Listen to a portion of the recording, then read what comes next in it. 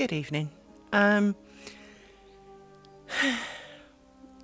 Is it really Thursday already? I think it's Thursday. Yeah, I'm pretty sure it's Thursday. Hang on. Yep, it's Thursday. Oh, Shannon's birthday. I have not done any today. So I haven't cheated you out of anything.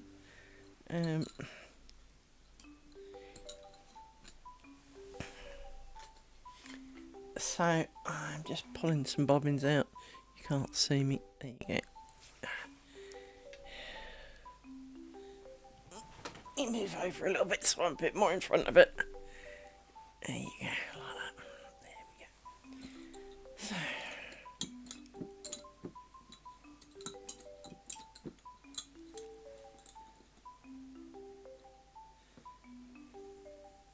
You might have too many. Yeah, you do.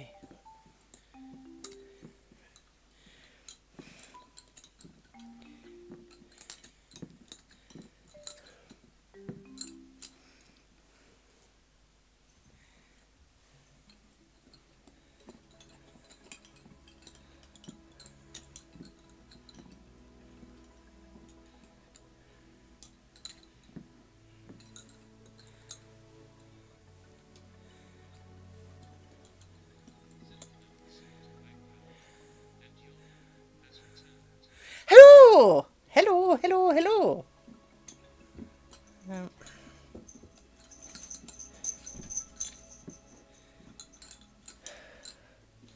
Tis good to see you. How you doing? That's great. Time to start stealing pins from the back. No.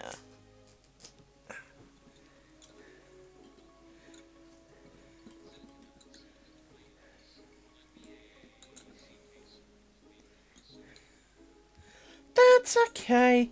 We understand. I keep saying we. I don't know why we, but it is the royal we. I do understand that life pisses on your head at every opportunity. That's for sure. So, I don't hold it against anyone if life gets in the way and stops them from coming. So, I mean, it is nice to see everybody. But, I don't expect everybody to be here each and every time.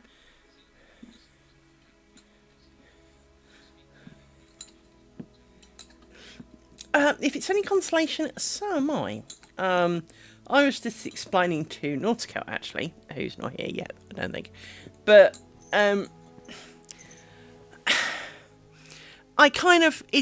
my brain's kind of in a circle. So there are a number of things that it could be doing. So I start one of them, and almost the moment I touch it, I'm bored and don't want to do it anymore. But for me, it's just a case of it's almost like I'll do some lace making. Touch, I'm bored of that now. Oh, thanks, brain. And it wants to go to do something else. It's a bit like TV channel hopping, in the. Hang on, that didn't work out right. That wasn't the right one. My brain's kind of channel hopping, in that it flicks it, watch it for like 5 seconds, go, nah. What does the next one, watches it for 5 seconds, nah. And like 4 hours later, I'm still, I've kind of got to the end of the channels and gone, I didn't find anything to watch. Let's start again, because new programs have started now. Come on, dog, can you just get up and get on with it? My dogs are being, as a result, somewhat irritating.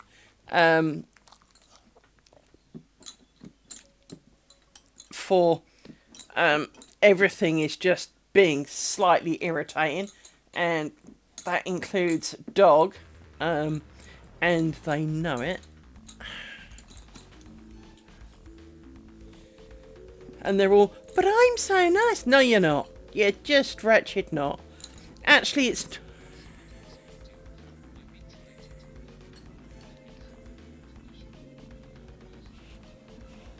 Fair enough. It is. It's just my entire brain is definitely the best kind of definition is it's channel hopping.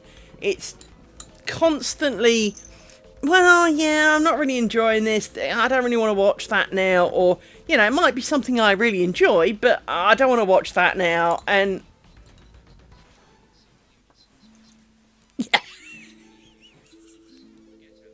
I can't do shoulders. I mean, I can't draw stick men. I have a terrible level of art. But shoulders, I cannot plot onto a piece of 2D paper shoulders. I just can't do a shoulder. I can do it from front on when it's kind of, kind of thing, right? But the moment it's kind of a bit more face me, no, can't do shoulders. Screw shoulders, hate shoulders.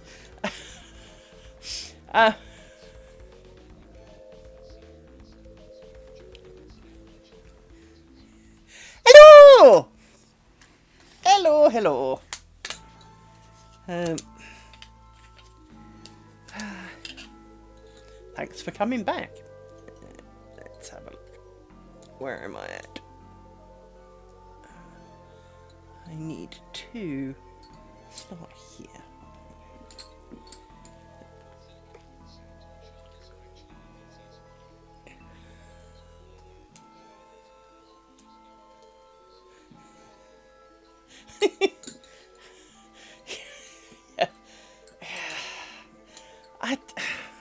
I think it's true for everyone who's tried to draw anything, is that there is, even if you're not trying to achieve the absolute perfection of, photo quality art, you can draw something to a level. Now, it might be, kind of...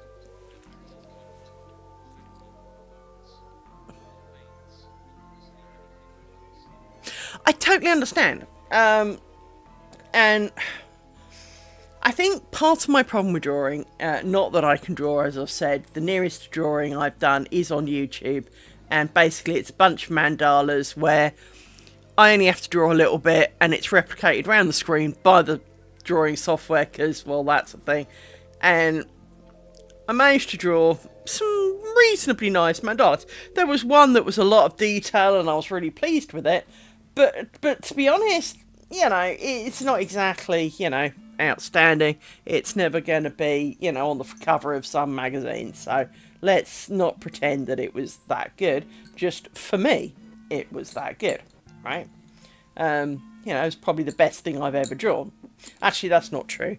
When I was a kid, art class was, a required subject for some years of my secondary school. And I sucked donkey balls at it. But we were made to do portraits. And we were made to sit across from someone in the class and draw their portrait. And I got a girl called Helen.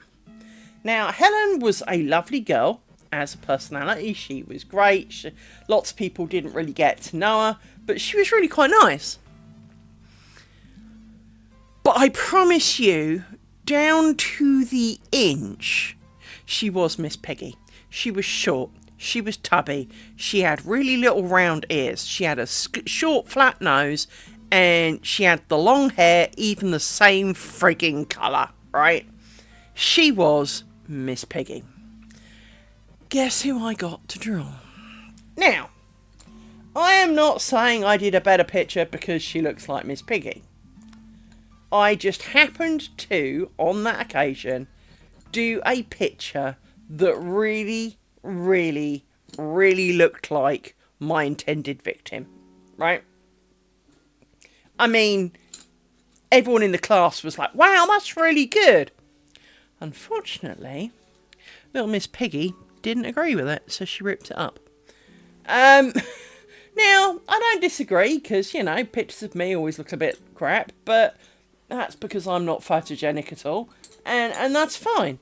But I also don't expect them to look anything other than what I look like, because, well, that's kind of what pictures do. And, of course, I hadn't done anything to deliberately make her uglier or anything,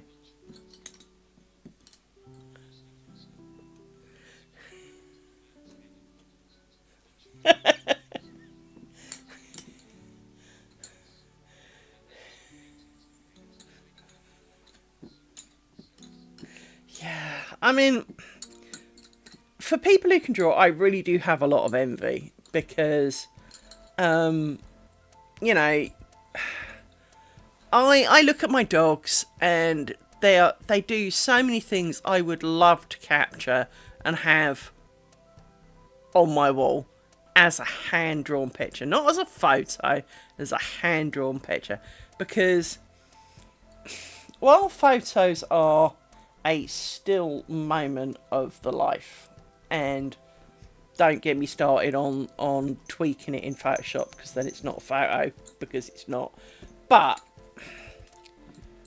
a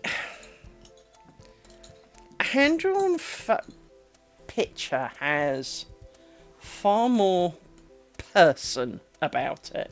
It has a level of care, love and joy and sorrow, and it's just a whole emotion factor that can come through in a hand-drawn picture. And I am not capable of doing that. And sometimes it's made me sad because there have been some things that my dogs have done that I would so love to have captured as a picture. Because in my mind, I can see it, and, you know, if I had the ability to transfer that to paper, that would be great. And why does that look absolutely terrible? Never mind.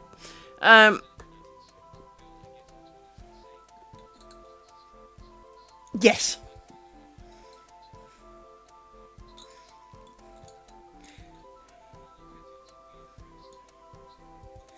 Well, if it's any consolation, the same is true with doing crafting stuff. I look at it and see countless errors. I look at it and see, well, that doesn't look like what I wanted. I look at it and see, well, that's just a big pile of shit. I look at it and see a whole ton of everything. And I think...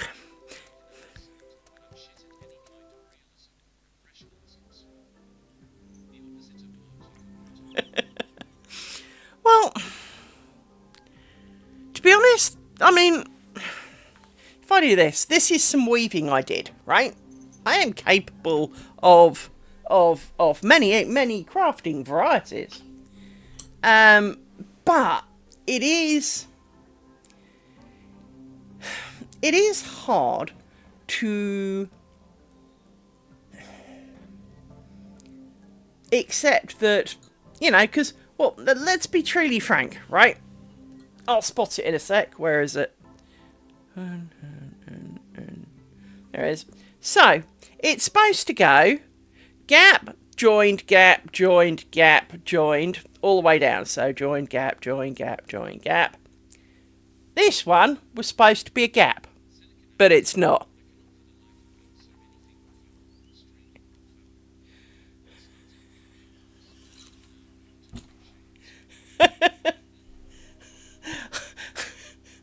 I taught myself. Where's the other one of those gone? Underneath. Yes.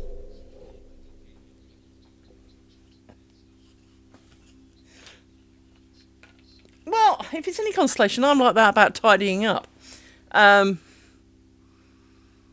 am not a neat freak, and it's just as well, because almost I only have to lift one item, and I already want to pitch myself off a bridge, right? I cannot express or explain why I find it so traumatic.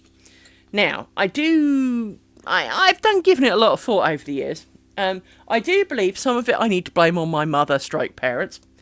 For it is the, you haven't tidied your room, you need to go and tidy your, you know, kind of crap.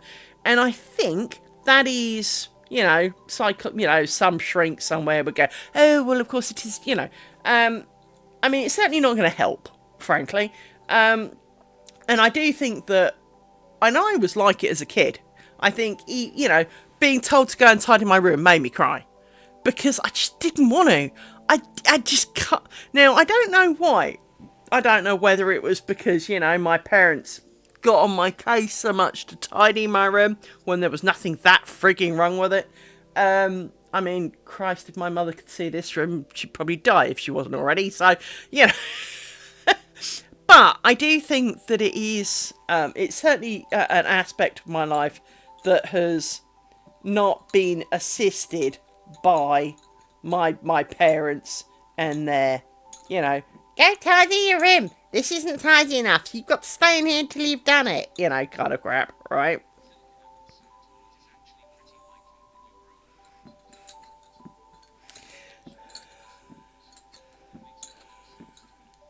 Well, and that's why I think it certainly hasn't helped, right? I'm not going to claim it is the reason for it, but it's certainly not made it easier, that's for sure. Because one of the things that, you know, I'm going to be 53 this year, and so I am no longer a child, but one of the problems that I did have throughout all my childhood was my parents were never proud of anything I did. And I mean anything.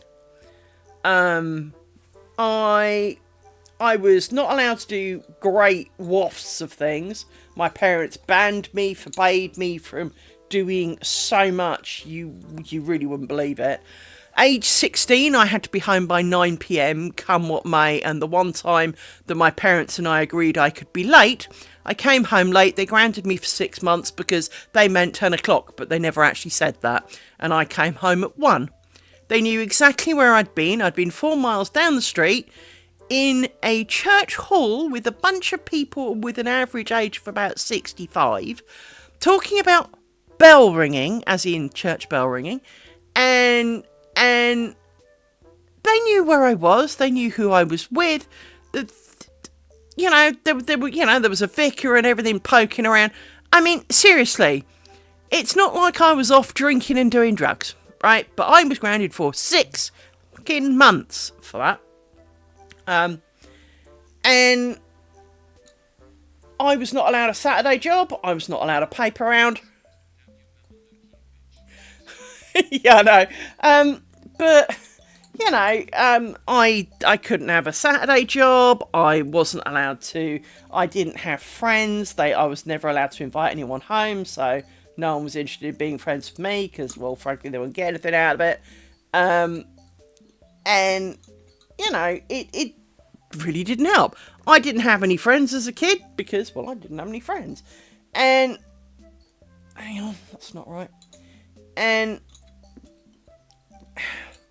what can you say to someone if I listen to some of my friends that I have now, and the things that they got up to as kids.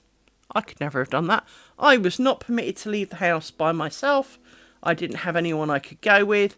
So during the summer holidays, the only places I got to go were to my grandparents to work on the farm. And as a result, I looked forward to that. Because although my grandparents live in the arse end of nowhere and there is no one to go and see, other than the herd of cows kind of thing, I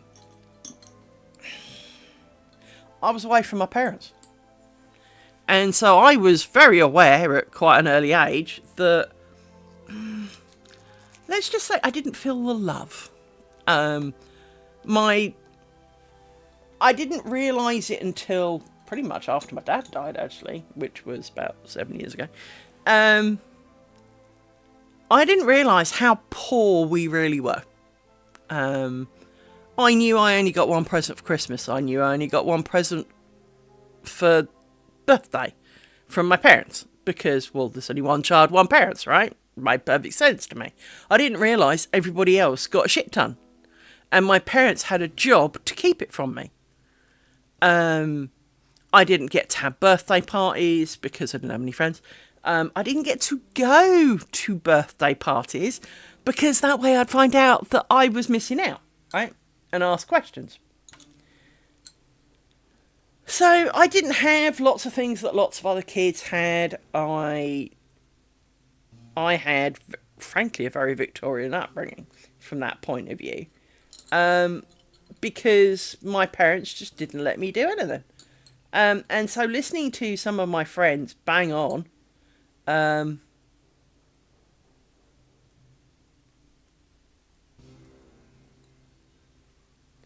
sorry, I didn't twist that. You need to come out. And, You know, my friends, and oh, we used to get a roving bus pass, and you know, for the summer holiday, and we'd go to like here and do this, and it's like, well, I spent that year banging a tennis ball against the wall to see if I could do it, and I did do really well at it. You'd be surprised, because I only had the width of a car, because it was basically under the carport. Um, I got to the point by the end of the summer I could whack that ball pretty damn hard. Now, I need to point out, when you're a bell ringer, you're throwing around sometimes in the excess of tons, plural, of metal around.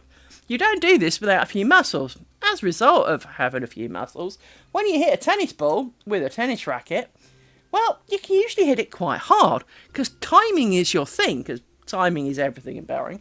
And so, well, I became really quite good at playing tennis. And I was allowed to be part of the Girl Guides, and my mother didn't object to that, so I assume my father didn't either, otherwise I wouldn't have been allowed to go. But that summer, just at the end of the summer, the guides held a county-wide kind of day thing, and one of the events was playing tennis. And I didn't know, because my mother had kept it from me. And when I got there, I kind of, oh, I can play tennis. I'd like to have a go. So I got lent a tennis racket by someone for my turn. And I won every single match. And I was one of the youngest there. And I had some really mean fucking tricks. One of the things I'd do is I'd end up running up really, really close to the net, and then instead of the ball going over the net and on, so if this was the net going over and bouncing on, right, I would run up, get to the net and whack it so it would come towards me like this, but I'd whack it that way, so they'd be over there, and, well, they've got no chance of catching it. And people at school, when we went back to school, wouldn't play tennis with me because I hit too hard, apparently. Miss, she hits too hard. No, she's just hitting it, love. You know, she's a little weedy girl of 3.5 stone. Let's not pretend that there's a lot of Liz to be whacking it here, you know.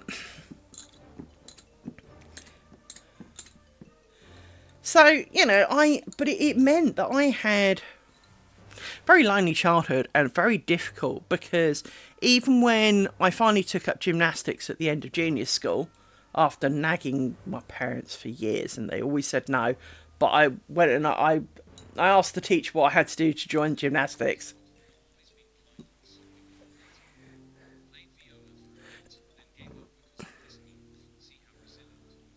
Well, if it's any consolation, I am right there with you. So I learnt violin at age 7, well, just under, at school, and they gave us lessons at school, and my parents decided that I was doing all right.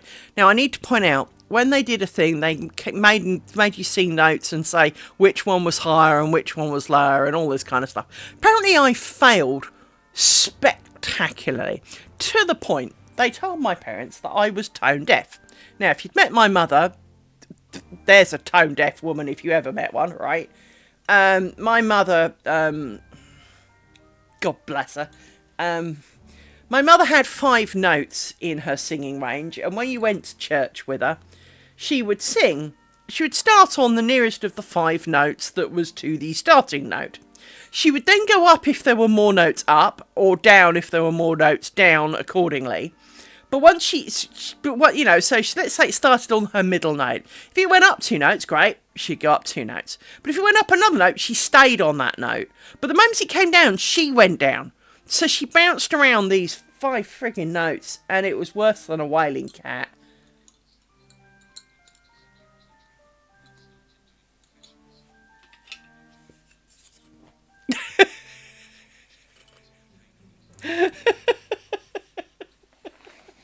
Sounds like me.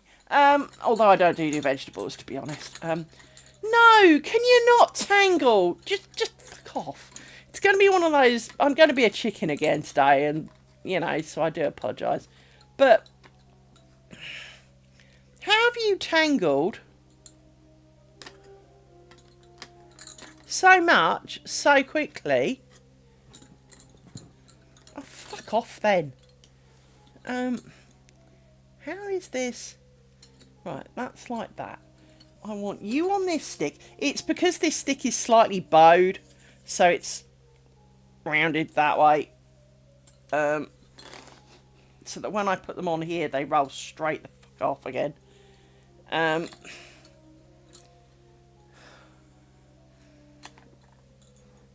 Or try to.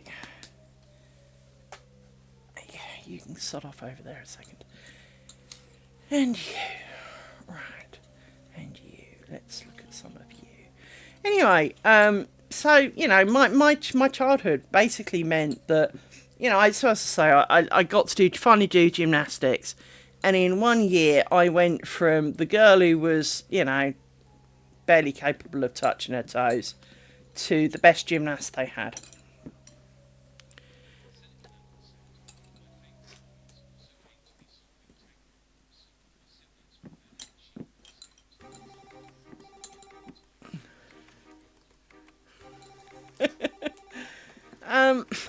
Don't untangle naughty Celts knots, he'll kill you. And if he doesn't, he should do. He does some very beautiful things.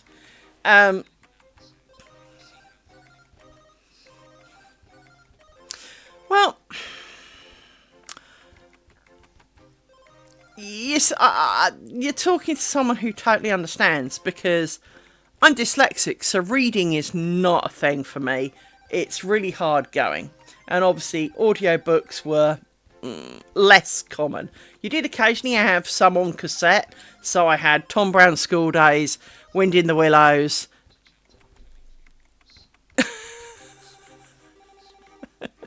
But, you know, so I didn't have many books that I could read because it was just really, really hard work. So I didn't enjoy doing it. Well, yeah. But I didn't have a computer because computers weren't really a thing at this point. I didn't read. I didn't have friends. And yet I had to amuse myself because I was not allowed to bother my parents. So I spent my entire childhood finding ways to amuse myself with, frankly... Oh, and of course, go back to the Christmas point. Obviously, if I only got one toy a year, I certainly didn't have a plethora of toys. And the toys that I did have, frankly, almost lived like a museum piece in a box, because I didn't dare play with them because that's all I had. So I mean, if I tell you that 1 year, and I mean this from the bottom of my heart, you cannot understand how much this meant to me. I had a little blue bucket with a yellow handle, so it probably held 2 pints, maybe tops. Nothing too exciting. It was a very dry, hot year. And I had a yellow plastic. By the way, my bucket was plastic. And my little red spade was plastic. And my tricycle, which was pink. Fuck off, pink. But it was pink. I spent the whole 6 weeks of my summer sifting mud.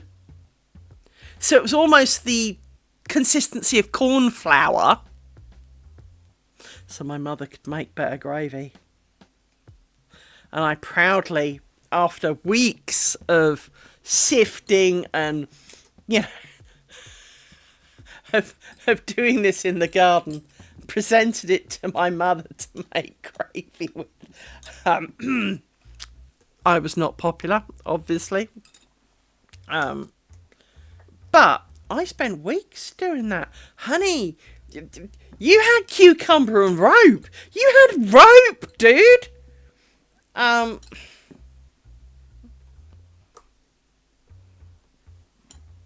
remember 1 year down my grand's farm, so I was a bit older.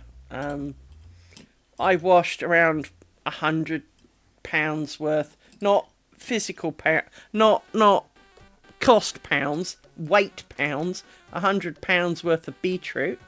and had purple arms for the rest of the summer. Well, I picked a more run of beans than I think I will ever weigh, even if you add my weight up on a daily basis. I hate runner beans, by the way.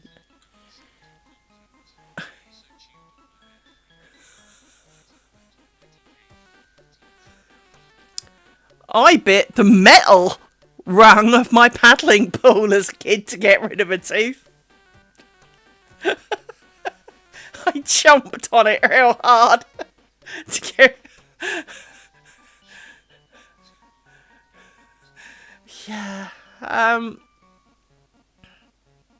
My parents would have given me a new arsehole if I'd bitten me bed, but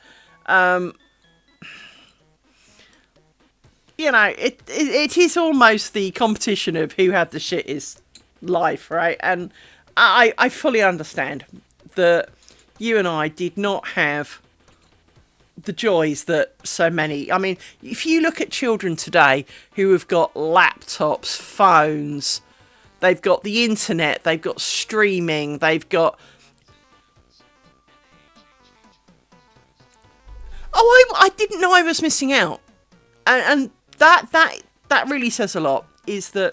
And this is one of the things that so many people don't understand, is that I had no idea I was not doing this. Well, one of the things that I never... Because I didn't know any different... I thought we all grew up that way. And I was, you know, as I say, I was really happy smacking that tennis ball off the kitchen wall. I was happy sifting that mud for 6 weeks. I was happy washing beetroot and picking runner beans, of which I will never eat any of them ever again in my life, even if my life depends on it. I don't do green vegetables, and I do blame that in part of spending in summer picking vegetables, prepping it, putting it up for sale and weighing it and...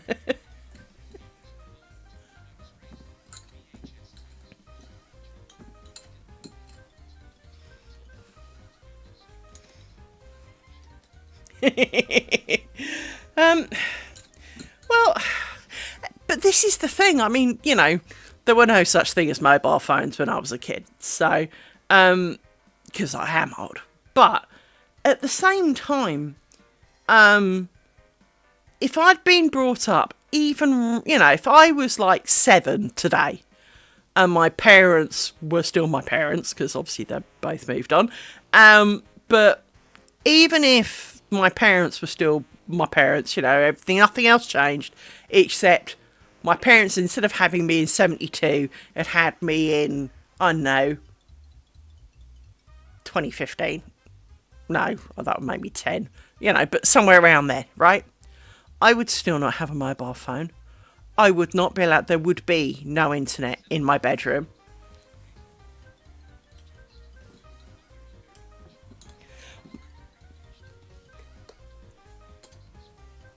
And I think, to an extent, I think that's kind of what my parents were aiming for.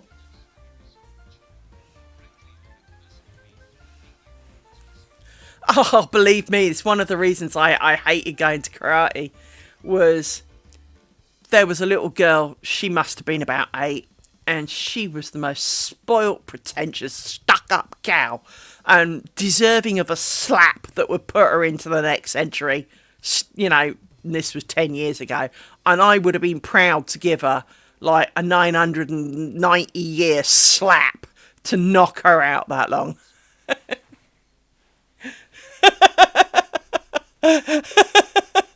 I'll lay it on.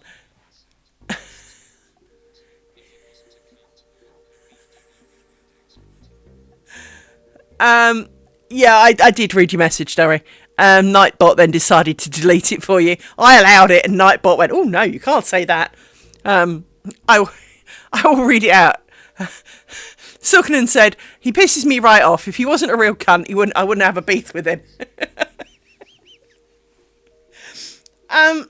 But this is kind of where this girl was, right? This girl was shit. I mean, I know she was only 8 and all the rest of it, but everyone was treating her like she was a prodigy. The girl could, you know, she got her brown belt, which is, you know, very close to black belt after all. She still couldn't even manage first kata without watching what everyone else was doing. And it was just painful. And she was obnoxious and frankly, you know, as I say, I know that, right, here's the thing. I was brought up in a slapping environment.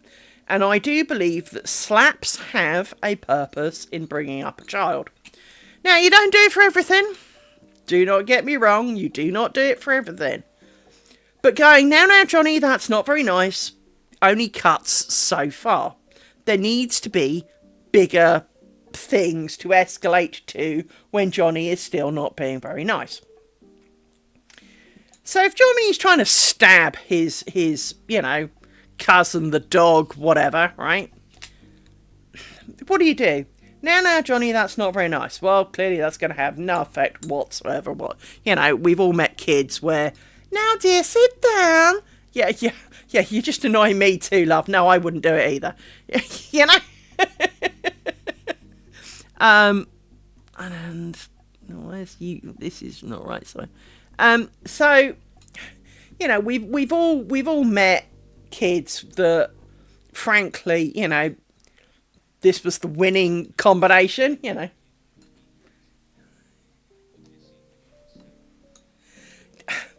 And, you know, I've never met it.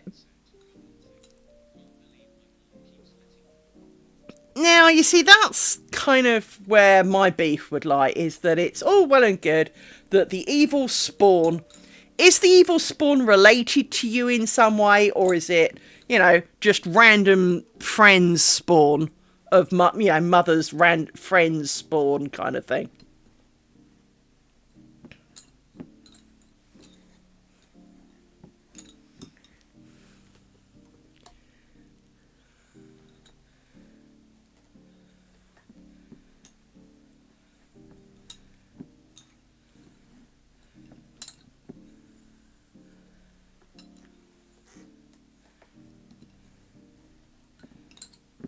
Because, for example, my cousin...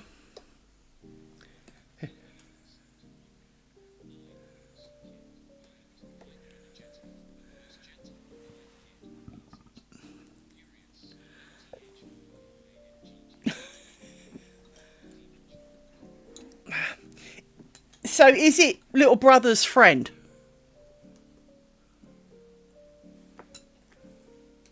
In quotes.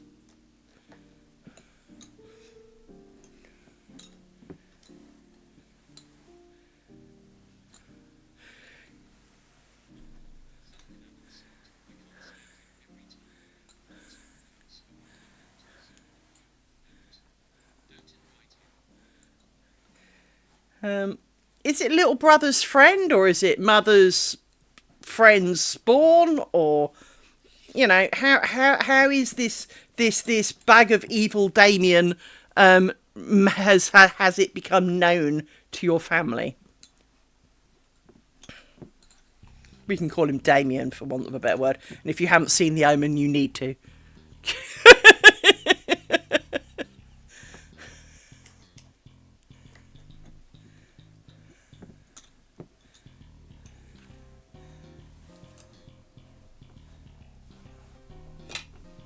Hey, up from under there. Come on.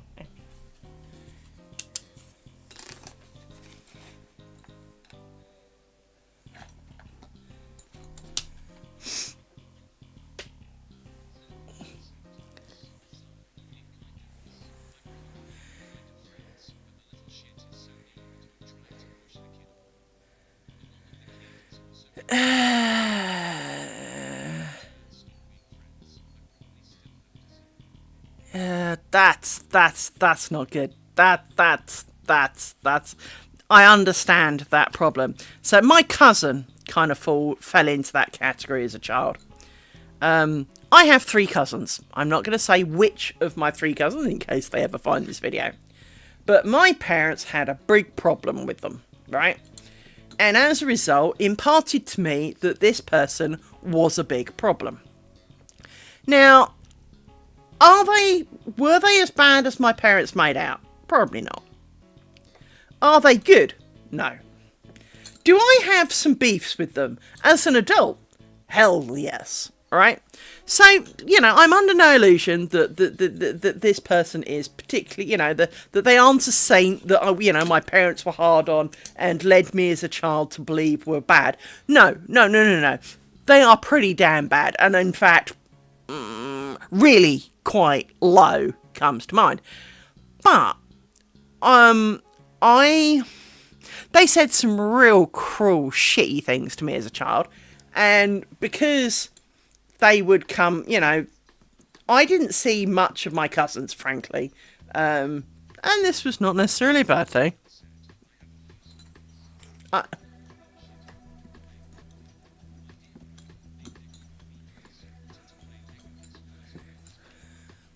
Okay, fair enough.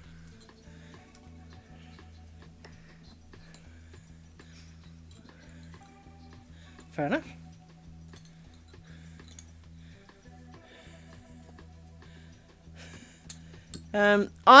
My cousin, if my parents had known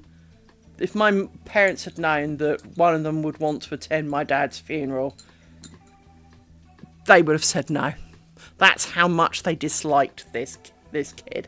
To the point I saw more of the kid than they ever did. And I can't say I saw that much of him.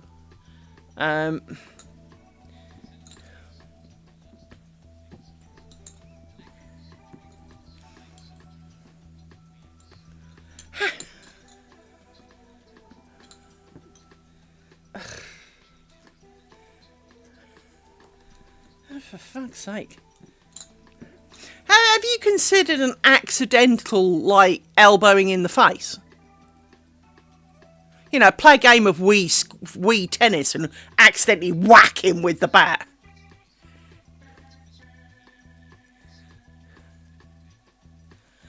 Yeah, I do know what you mean. I do. And much as I didn't suffer from this because my parents basically... Well, my mother's best friend...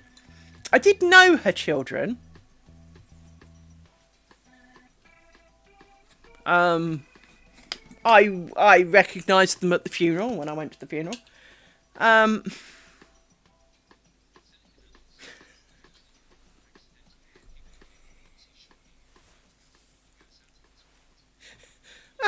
What a shame. Your secret's safe here. But, my mother's friend was a lovely lady. She was the kindest, sweetest lady. And she had 2 children. One girl who was a year older than me and one who was 6 or 7 years older than me. She still does, obviously, but she's dead and the kids are still going. I know they're still going. And following the funeral of my mother's friend, the kids tried to kind of be a bit more friendly towards me.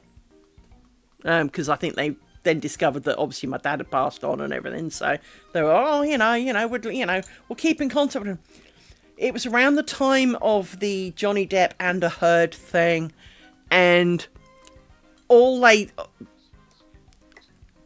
hang on.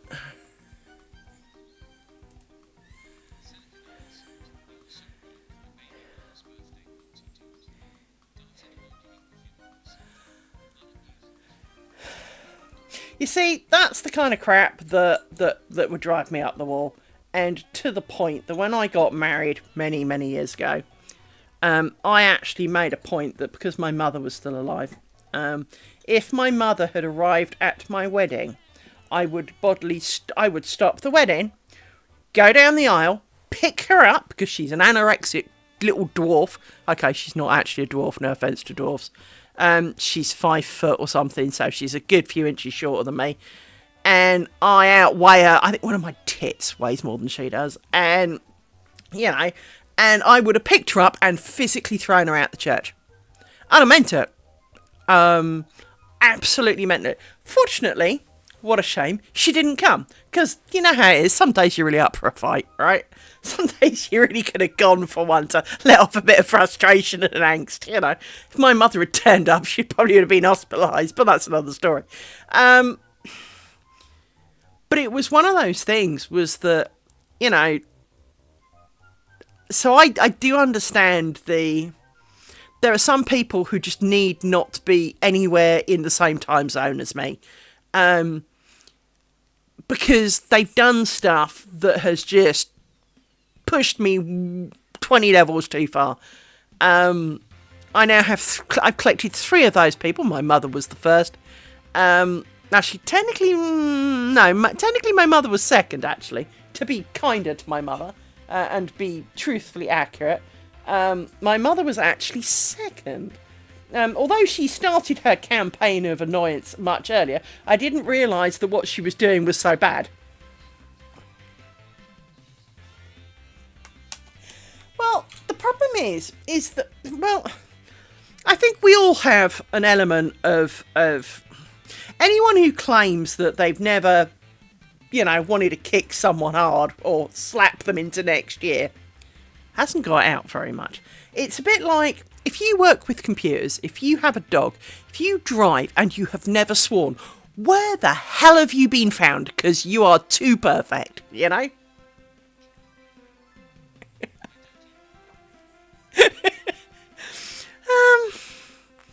It's all right. You know, it's not exactly on my shopping list, but it's. However, green vegetables, no, you can keep all of them. There are sometimes, as you say, sometimes you just don't like something. You can't particularly name why. You just don't like it. But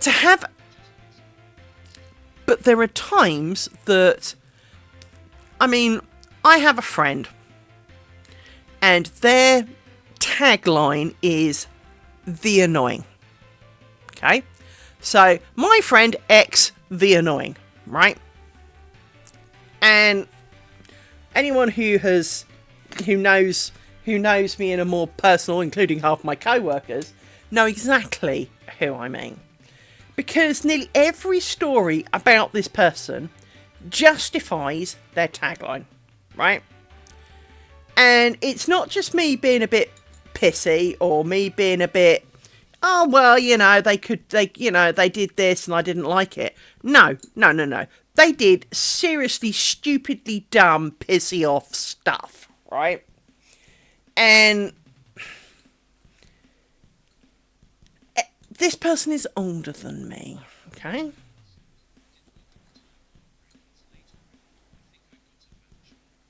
No! No! It is nearly 9 o'clock. 1, 2, 3, 4, 5, 6. Well, you know, you are amongst friends. You have to understand that no one is perfect. I understand. Well, if he ever gets in a pickle, I'll know who to recommend when he can't undo one and he needs to. Mind you, I could tie a bunch of knots in this shit and then that'll take you a while. By the way, I mean this genuinely. There is a group of people who sit on the internet, I think they're on Facebook, whose sole purpose is to unknot yarn for other people. And so people will send them a ball of yarn that's turned into like cat play toy and then fix it.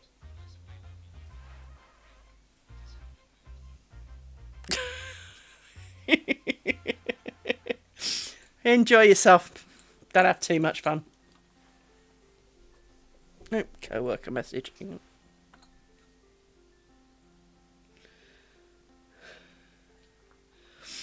on, I've got to read this one.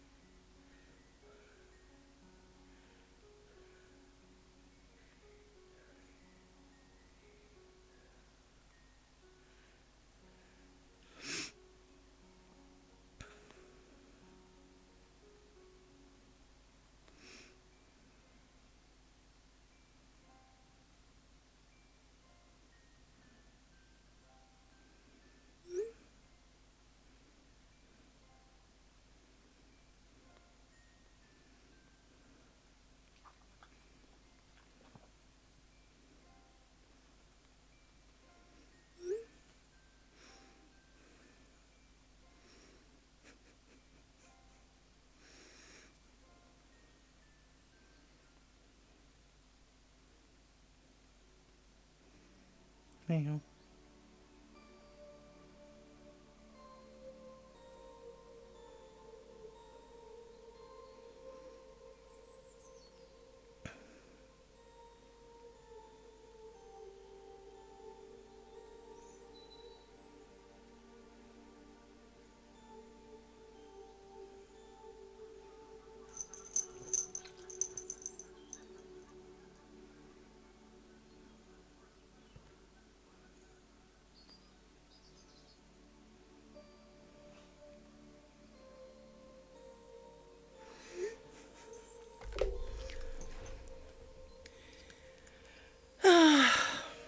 Right. You are twisted. And you are needing to be sorted out. So you get to push over there a bit more. You go out the way. You go out the way. We have to do the dance with you a little bit. So this doesn't feel right.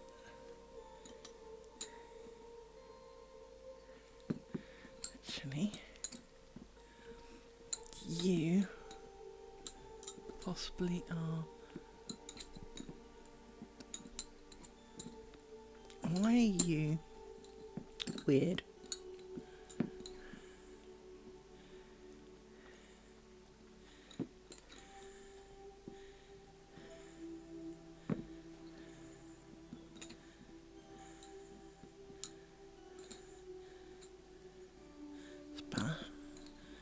So now you go down like that.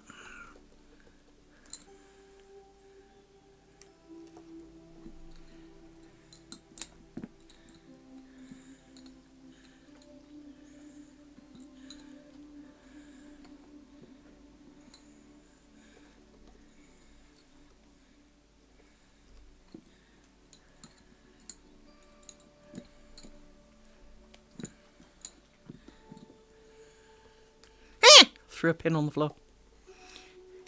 It leapt out my fingers. Sorry if I woke anybody up.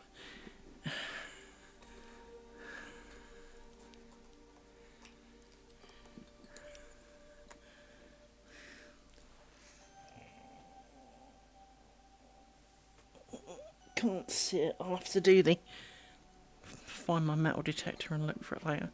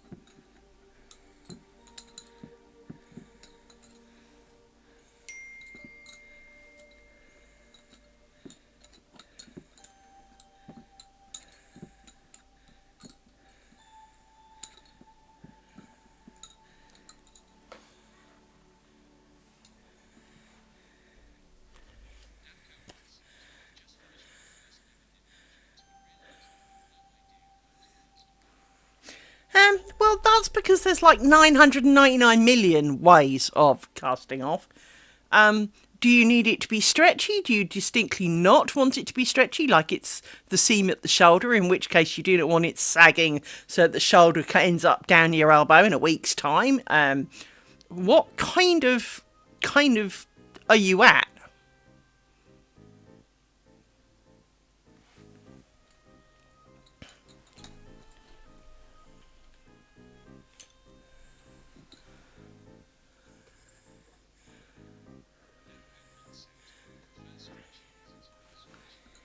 Okay. So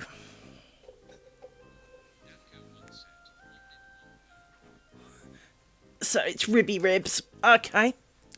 Bear with me one moment then. Actually, let's use those because that'll be easier.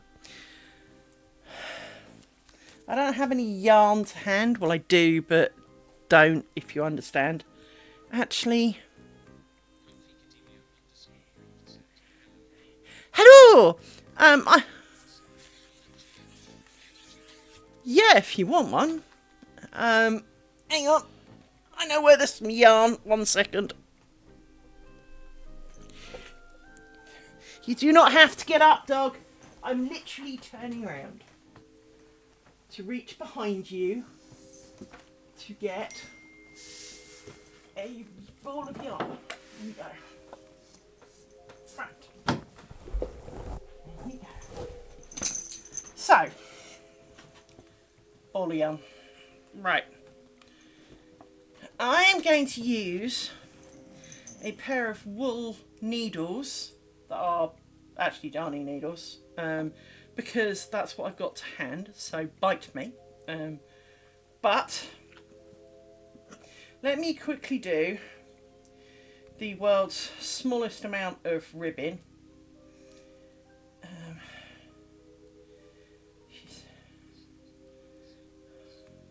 I think we've all got those, but I happen to have them to hand. That's more of it was more of a proximity requirement than a physical requirement. So let me just quickly do a bit of knitting.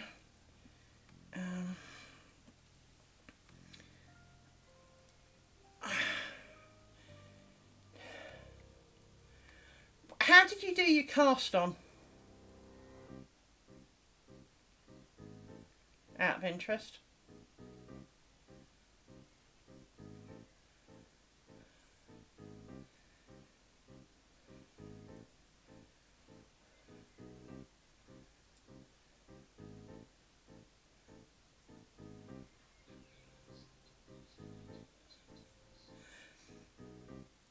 Awesome! Then you're going to learn kitchener stitch, which will match the way you did.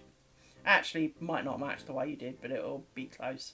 It is a really good one to learn. So, although I've never done it on one needle, but I know the theory, so it should be fine. Bear with me. I'm just casting on some stitches. I am not using the two-tail theme because I'm being lazy and I just can't be asked because it's 9 o'clock at night and this is not going to last forever. So, and is that 2, 4, 6, 8, 10, 11? I'll do. So let me do a couple of rows. Bear with me. So I'm going to make me a knit 1 purl 1 rib.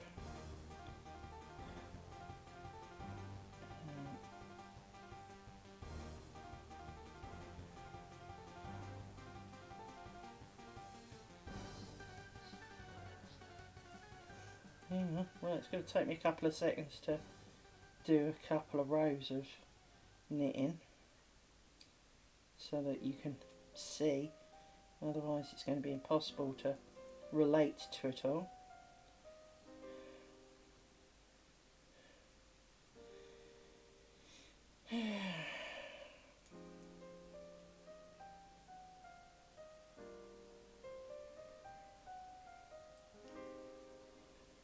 I could show off and show you how I can knit left-handed, but I'm not gonna, so bite me again. And I'm not very good at knitting with very short knitting needles, which of course these are, because they are not knitting needles, but they're still longer than some of the knitting needles. So I've got a pair of sock knitting needles.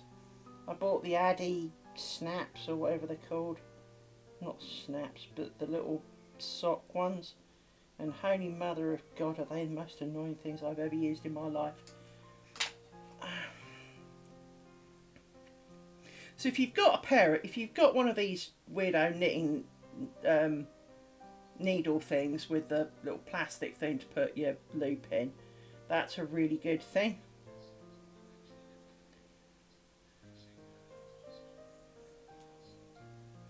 Well, I'm kind of the other way around, so I I am right-handed.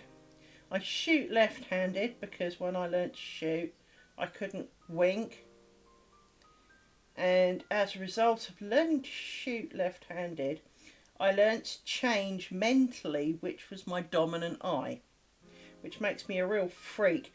But I'll tell you something, it has some real uses when driving.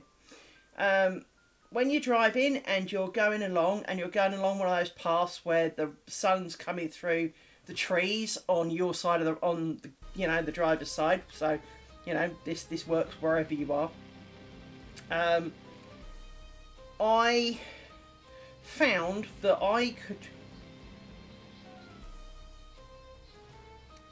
but I found that because I could change which is my dominant eye, whichever side of the sun is streaming in from, and then flashing away like a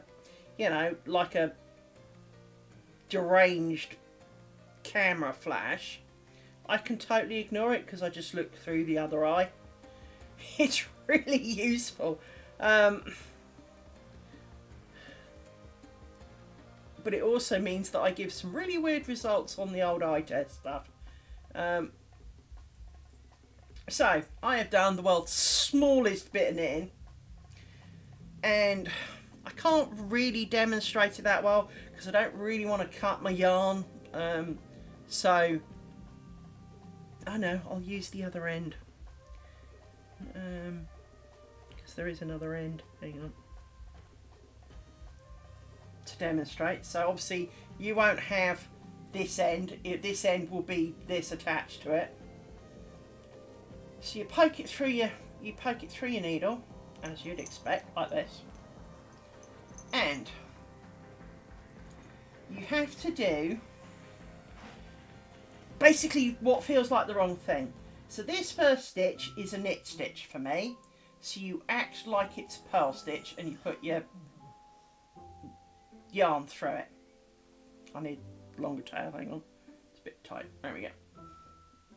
This is a bad stitch because obviously it's coming apart because, well, the end back here is disappearing. So, you do that and then you knit it.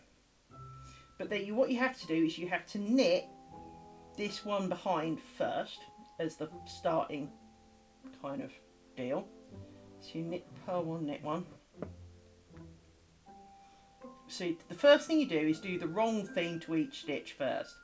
Then when you come back, you knit your knit stitch and pull it off. And pull this through. You then purl your purl stitch. This doesn't feel right. And because I do wonky purls. And as I said, I've never done this with... No, it's the wrong way around. Shut up, Liz. You're doing it the wrong way around. So let's undo that. Put you back on the thing. It's the wrong way around. So, let me undo. There we go. So, I'm really struggling because I can't do it and see. Same with my lace making shit because my eyesight. So, and there's a flappy thing. Right. So, from memory, first of all, I need to reorient. So let me quickly sort some of this out because I need to reorient my stitches because I do different purls to most people, so my stitches end up twisted. So bear with me 1 second while I sort that out. This is proving a bit of a nightmare because it's all gone. Because wherever you need to just come plain out of there. That's the problem. You go back on for a sec, and then you go back on. Right. Now, that doesn't look quite right either. That's because you're the wrong way round. But you're not.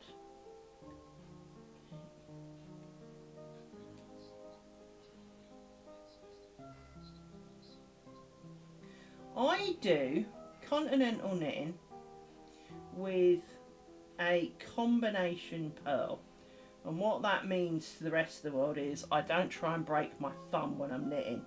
So let me just orient everybody around the right way so that it will be the traditional way of knitting everything.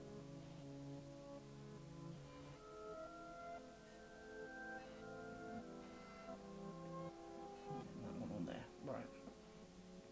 So let's try this again. Be a bit easier because I'll start from this end. So, right. Bear in mind this is going to be technically this live yarn at the other end, right? But because I'm doing a cheaty bit, so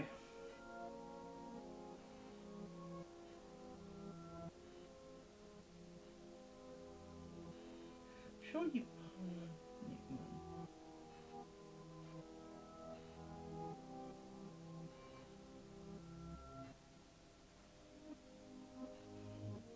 I've only ever done it as part of joining two sides together.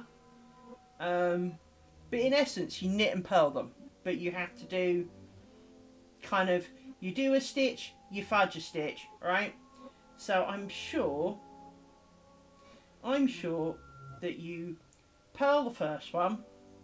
So, sorry, you don't purl it, but you stuff your thing through it. Hang on. Trying to do it in the middle because I haven't got my glasses on.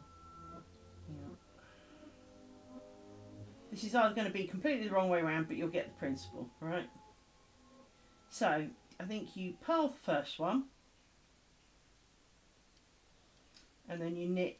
I'm going to need a bit longer than that, and then you're going to knit the second one. You don't take the first one off at this point, so you knit the second one like that. You then bring it round back where you started, and you now knit the first knit stitch and take it off like that, and then you knit this one. You now purl that one and purl the next one, and then knit and knit, and yes, that does kind of go over the end, but you'll see what I mean in a minute. And then you purl and purl, and you knit and knit.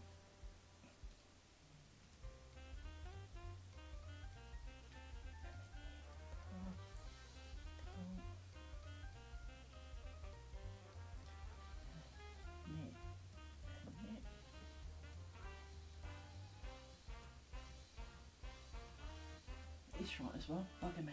Pull, pull, and knit, and knit, and pull, pull, and then you can knit. Right. Not that it looks particularly tidy, but what you end up with is if you did the Italian cast on with the two ends and you do, she says quickly making two ends, hang on. No. Hang on. So if you've done this one where you do the roundy bit and you do this as a cast on, where you grab one, you grab the other, and so you end up with knit one, purl one, cast on, right? This is the opposite end. So if the very first stitch is a knit stitch, you purl it, and then you put it through purl-wise, pull the needle through. You then put it through the second stitch, knit-wise, pull it through.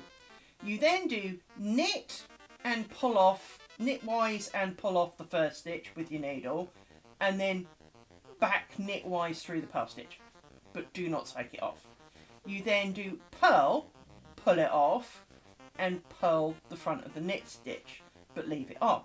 So you do 2 of the same in a row, but what it ends up with is basically it doesn't look very tidy because, well, it's not, but you end up with, and this is but you can see it's really stretchy, and it ends up with the rolled edge that you would have started with. I think I actually did do it the wrong way around. No, I didn't. It is the right way around. It just looks a bit wonky. You end up with the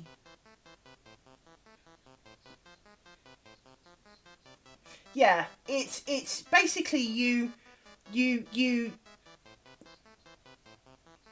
you look up kitchener stitch on YouTube, usually they show it between 2 different pieces. So for double knitting, which is where I tend to use it, it's for joining double knitting together, but you can use it just to make the rolled edge at the end, like I've just done. So that it is a bit more complicated, but you end up with a really nice edge to it, and because it gives you the rolled edge look, you can match the beginning to the edge, so you have what looks like a never-ending story in that it rolls round, so there is no, it doesn't look like there's an edge, but there is an edge, so that it just kind of seamlessly basically you're continuing where the thread would have been, but allowing it to rock round so that it kind of goes into the next row. So yeah, and I'm sure there's plenty of other ways of doing it, but that's the way I've done it, and I've done it quite a lot because I'm making a beekeeper putters quilt at the moment when I can be asked, and being asked at the moment is definitely something I'm struggling with, but you know, that's right, I'm undoing my yarns here and they're a bit tangled because, well, I've got 2 live ends, haven't I? And clearly one of them is not playing ball. And it's you, and why aren't you playing ball? Come on, yeah, it's okay.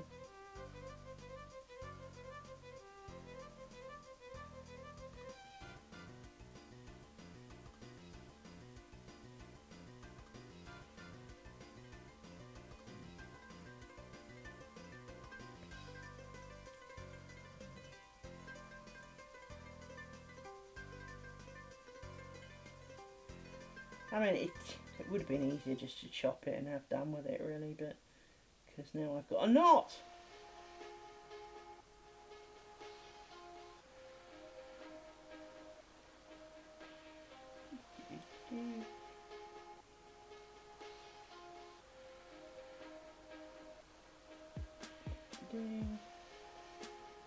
Just trying to sort some of this out, find out where the ends are.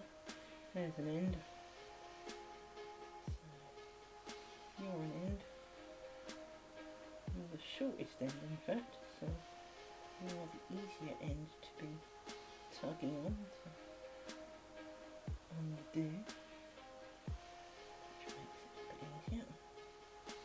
Pull it out there.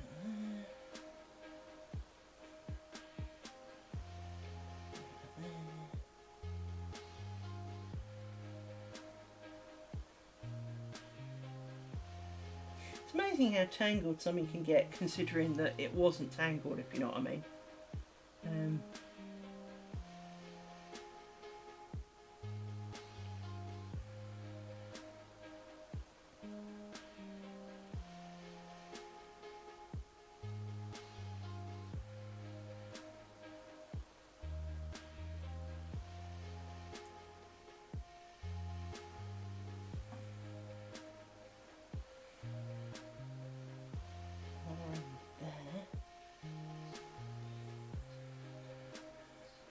Well, yeah, and I mean, to be honest, lace making is just controlled tangles. Let's not pretend it's anything more complicated than controlled tangles. So is knitting and crochet, to be fair. Realistically, it is just a method of tangling it in a way of your choosing. But I'm doing really well, look. Got a big tangle in the middle. And of course, the fact that because both ends were blue, I know because I didn't use a different coloured yarn, it does make it a bit harder. Plus, of course, yarn goes fuzzy. It doesn't matter what yarn it is. Yarn loves to be fuzzy, and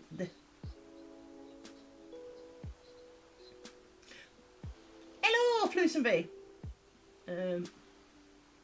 Yeah, definitely control tangles. And how this has ended up in quite the pickle that it is really an impressive miracle. It boils down to there's a knot here. So where are my ends? There's one end. One end is free!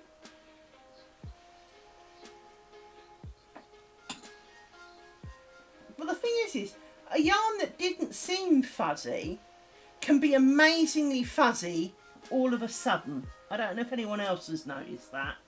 Is that it's not a fuzzy yarn. I mean, this is a sock yarn, for Christ's sake. It is not supposed to be particularly fuzzy. However, it can achieve fuzzy at a rate only equalled by milk going sour on a really hot day. Boiled down to one end, which is always blessing, because, well, if I get really pissed with it, I can just kind of chop it off.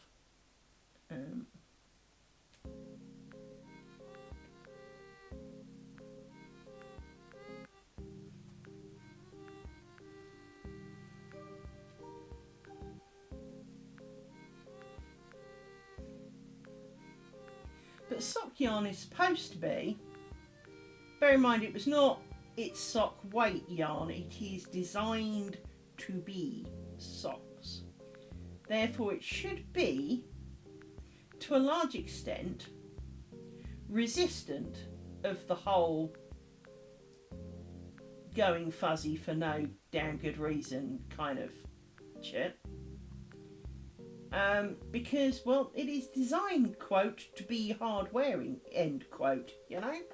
It's supposed to be.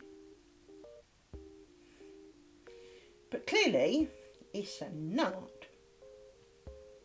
Well, it is a knot. It's really good at a knot. So.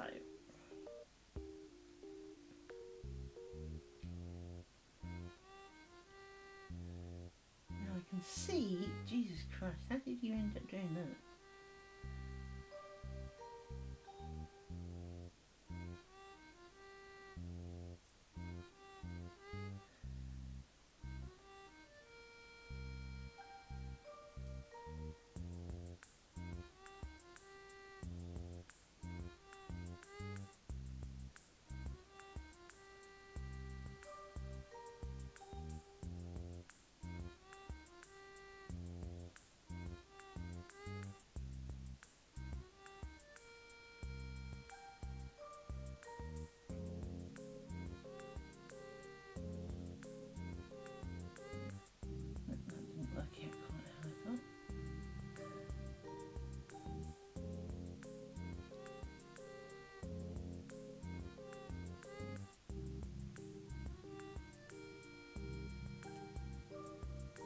I think you are the end, you are. Which means that the end goes through here. No, it doesn't. It goes round here. So now you come out like this. And then I need to make you bigger because I can't see it together.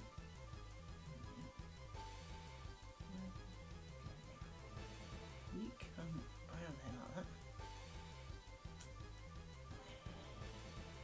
Then you come through there. Like that. And now we're down to the knot that Nautica would be proud of. Although I don't know quite got down to knots.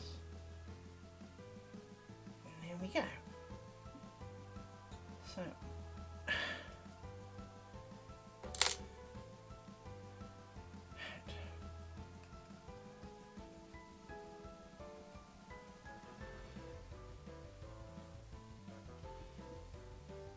put my yarn back around my thin job. Leave it there for a minute. Well, wasn't that a bit of a deviation? How to do cast-offs with Liz. Alright. We were making a spider.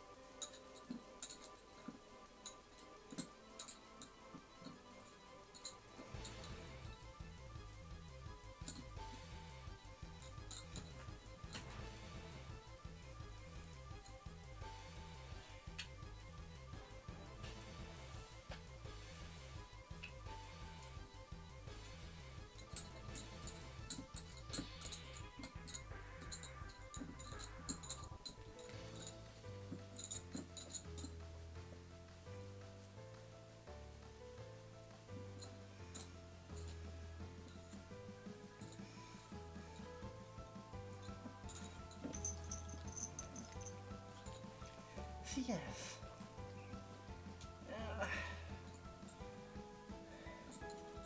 Can't believe it's Thursday already.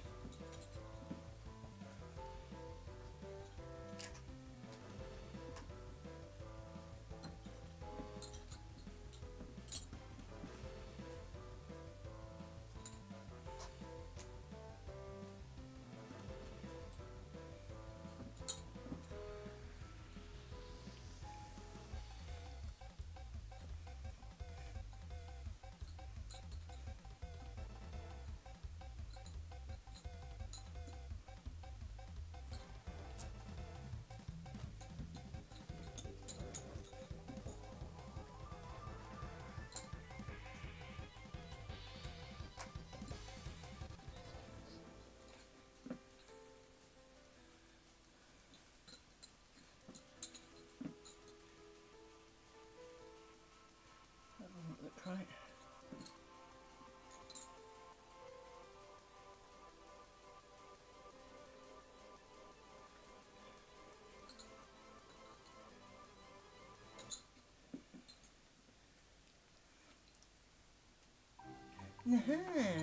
That's why it doesn't look right. It's because you're not right.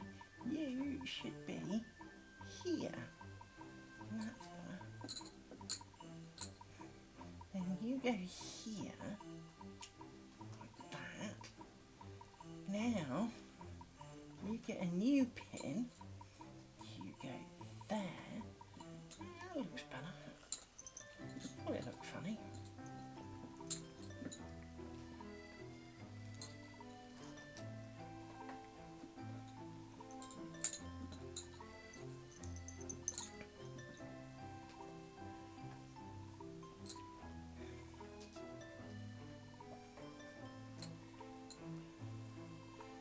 That is a terrible pin. Not you. You have the wrong pin. Go on.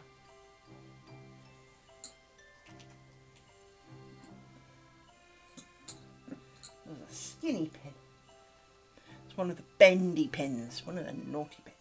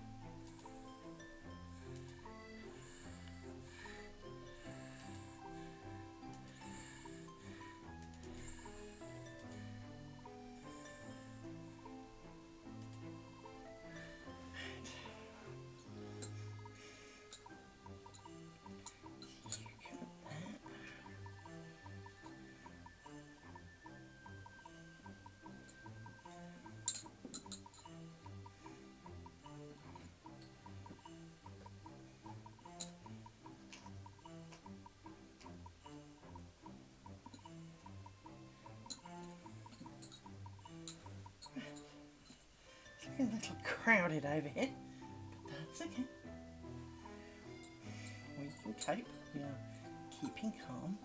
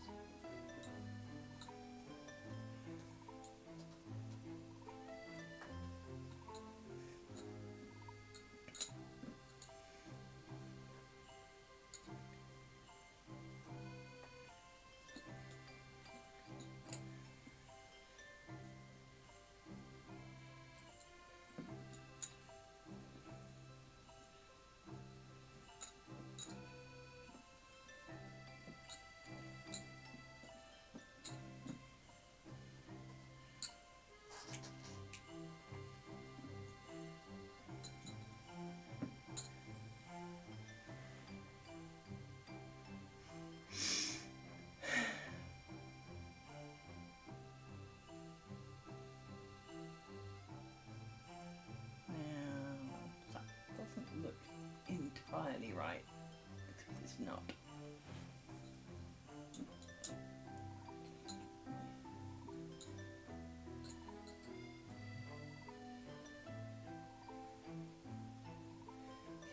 Because you are. So it's getting a bit crowded, which is why it doesn't look right. You. 1, 2. Well, now's not the time, spam bots.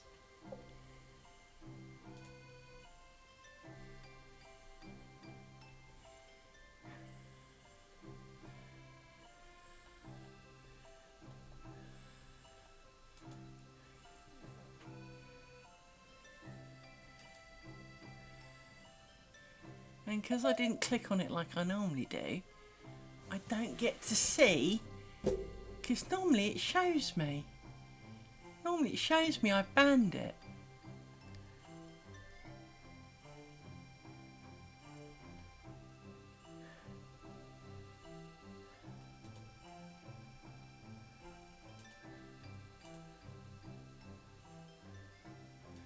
Why?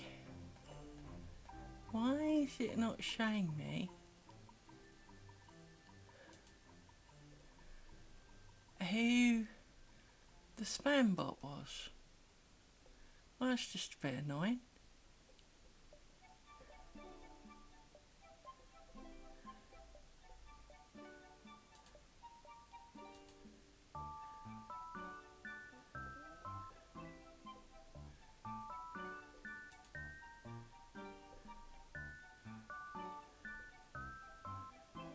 Hang on.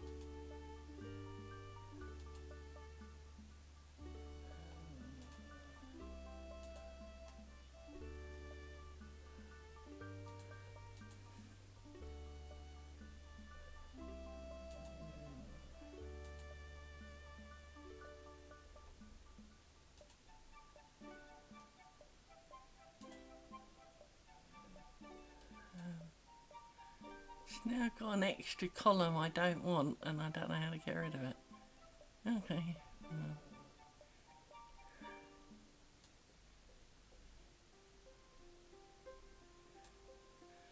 Bit annoying. Give it a U, that's what I need to do.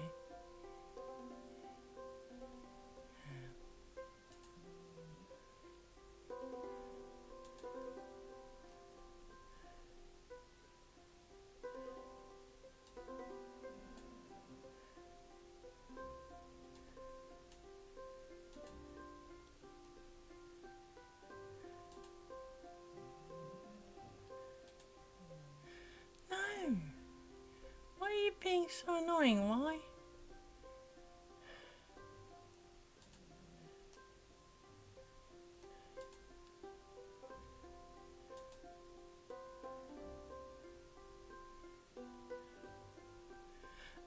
Because I'm a douchebag. I've been hitting cancel, not save.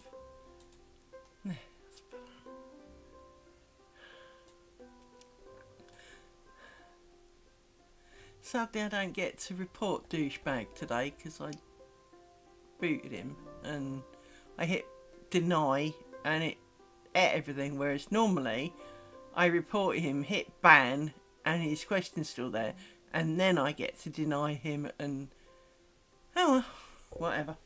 Right, such is life. Now, 1, 2, 3, which means that you 3 are the one above. Correct. So that's okay. So that's you.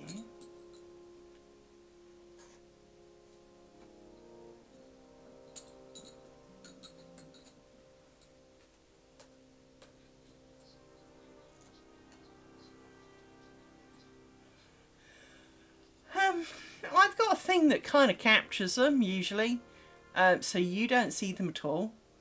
And because I still hit deny, you never saw his message. But obviously there are, you know, I wanted to report him as a spam bot because, well, you know, they pretty much all say the same things, which is something along the lines of cheap viewers on URL, you know, trying to get you to bolster your viewings to get more money out of Twitch, but of course they'll block you because you're cheating the system. So it's not in your interest to buy them. Apparently, not that I would have bothered anyway, but it's not in your interest to buy them. I mean, I do see there is that. To be honest, there is a bit of that, in the sense that the bots are flogging viewers so that people like me who, I mean, I'm on Twitch affiliate, which basically isn't hard to get, but it means that Twitch can put in adverts when it suits me to an extent. 1, 2, 3, 4, 5, 6, 7. I say to an extent because, well, it is only to an extent. And for doing so, I do get an exceedingly mediocre payment. So, for example, if I tell you that yesterday's stream, which was 2 hours, I earn absolutely nothing. I know, I got 34 cents in ad payments for 2 hours. It's not exactly going to rock the world, is it?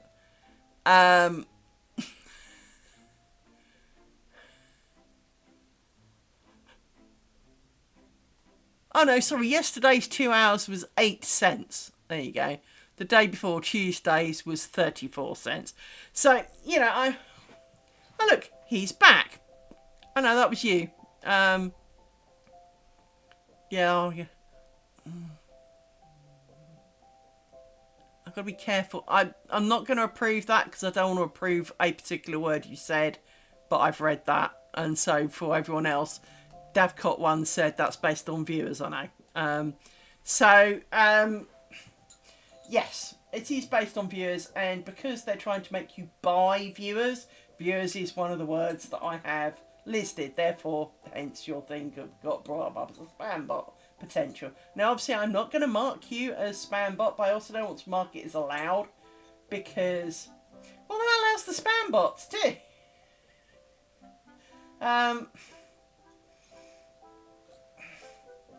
However, it is so, but as you have more visitors and more often, so for example, if you get if you have, I think it's an average of 100 watchers per stream for a while, you can apply to get a better percentage out of Twitch than I get. So I get the worst percentage, for want of a better word, i.e. not a lot. You also get money, a bit of money from subs. You get more money from subs, and you get bits, I think, or at least a level of bits. I don't know. I've never had bits to really notice. So the higher up the echelons of, so there's affiliate plus something partner, and partner's the top one. It's not a lot. It's just variations on that one word. It's, well, I have tried to cover a few more bases, but realistically, you hit the word. So,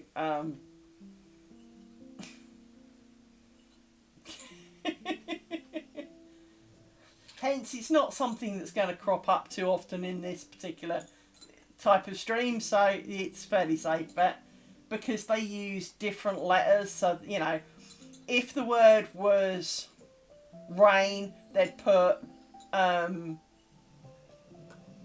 they'd put a 1 instead of the I, or an at instead of the A. And so I've had to cover whole variations. And then there's a few other strange things that they've done that every time they get one past me, I copy a bit of it and add that to the list. So it is 1,001 variations pretty much on the same word. So there aren't many words that I'm against, but I am trying to catch the spam bots.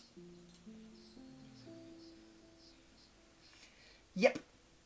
Well,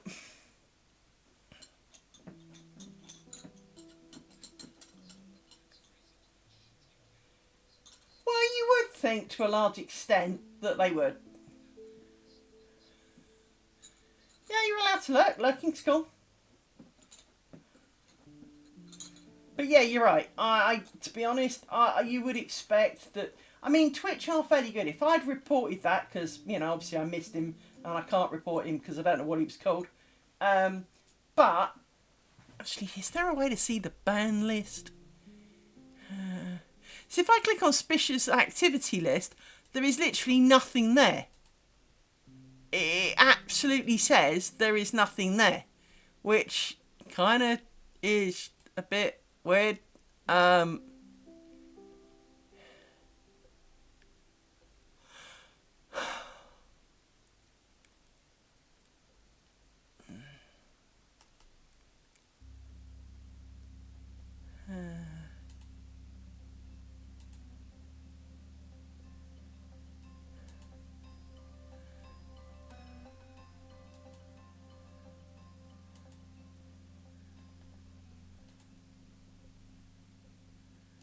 It is kind of weird.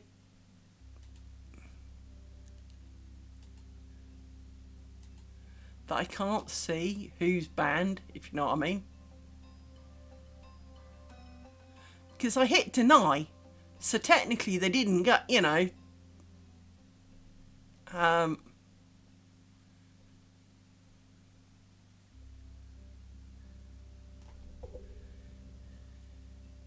But it's interesting that the moment I ditched it, it totally ate it, whereas normally it leaves it on there.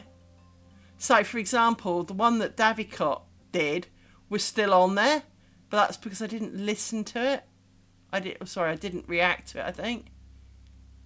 Is there a way to show missing messages at all, Twitch?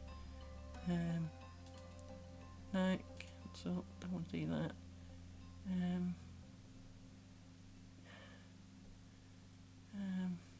No, but one thing I do know, I need to be right back.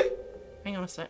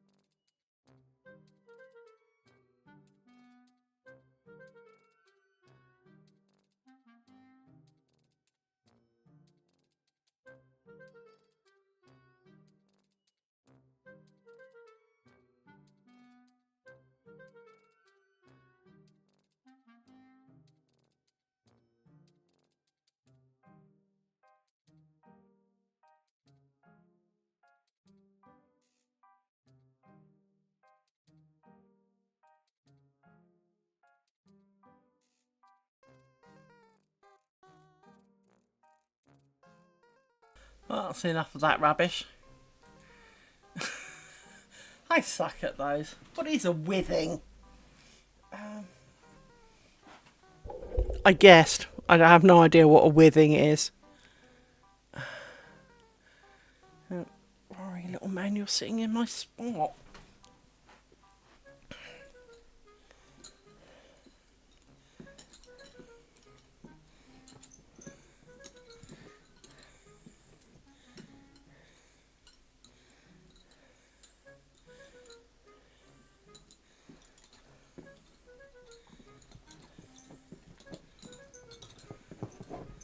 Oh, goodness, dogs.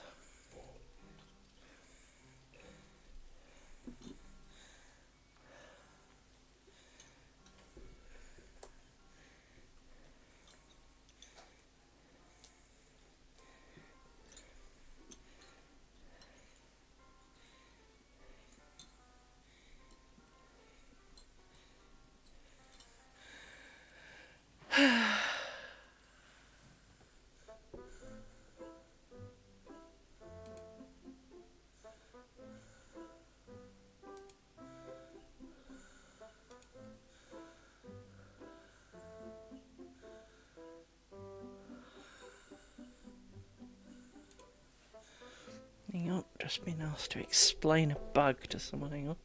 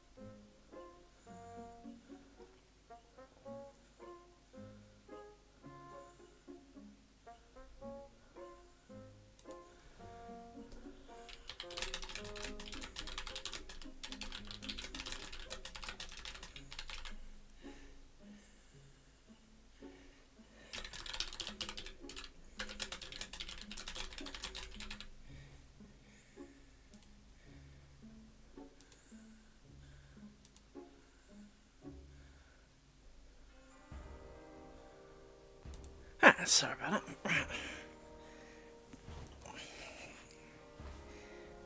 Little puppies. Right.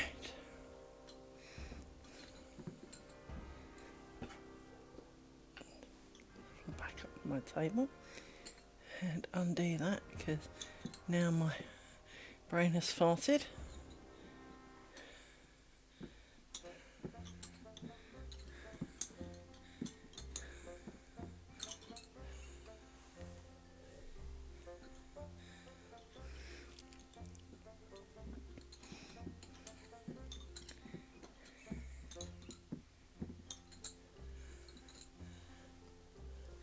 Yes, I can hear it too, Rory. I can. I don't know if it's a birdie or a person. I think it's a birdie. But it sounds just like my grandparents whistling down the field. You probably can't hear it, but you can hear like... it's outside and it's confusing the dogs. No, Amy! Just sit the fuck down before I want... I swear, if dog tasers were a thing, I would own 20. Just sit down, Amy.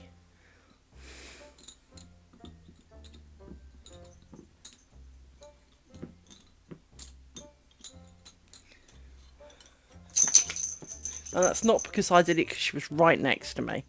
So, but yeah, there's something effectively whistling outside. Sounding remarkably like a sheepdog man doing whistles. But I think it's a bird. Because it is the same two whistles over and over. So I'm pretty sure it's a bird.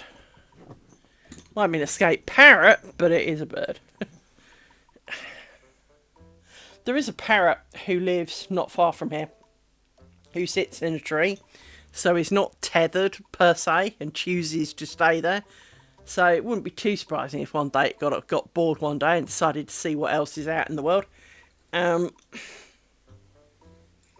he couldn't entirely be mad at it. So, but we do get a lot of wildlife here, and I am not the best at bird song. I do know that we have a nightingale. We have blackbirds sing really beautiful songs. Something I never appreciated until I moved here. Blackbirds do sing the most beautiful bird song. So it could be a blackbird, but it's not a tune. It's just two notes. So I'm pretty sure it's not.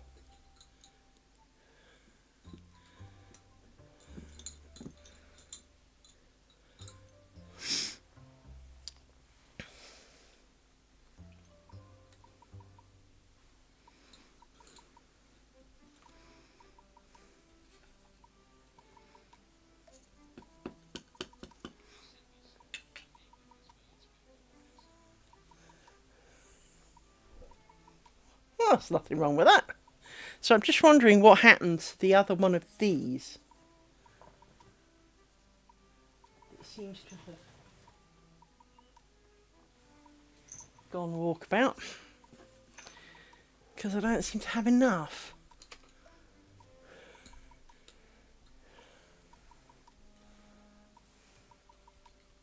One, two, three, 4, 5, 6. No. That is how many I started with. Then you must be missing some, my friend. You must be missing more than I thought. But you don't look like it. 1, 2, 3, 4, 5, 6, 7. That's your full. 1, 2, 3, 4, 6. You get 1. But that looks more than 7.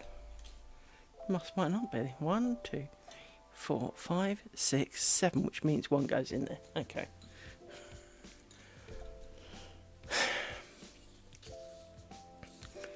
Put you away for a minute. Just to keep you out of the way. And we're back here already.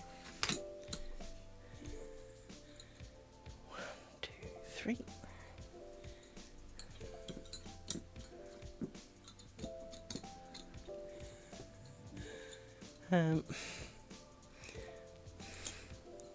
Yeah, I do. I get quite a lot of little animals here.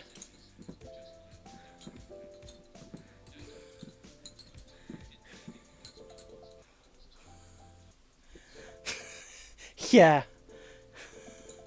Because, let's be honest, nothing beats waking up first thing in the morning to Cat's latest peace offering. Flapping, running round your room. Oddly enough, I have no problem with mice. I prefer them alive, admittedly. I will pick up a mouse. I have no qualms about that. Fuck it, I don't even care if I'm bitten by it. But rats, fuck off. I don't do them.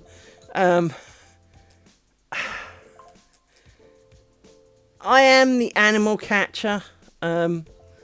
Everywhere I go, I end up catching animals. Some are wiser to be caught than others. So, for example, around about the time of COVID, or just before COVID, I went to go for a wee at work, as you do.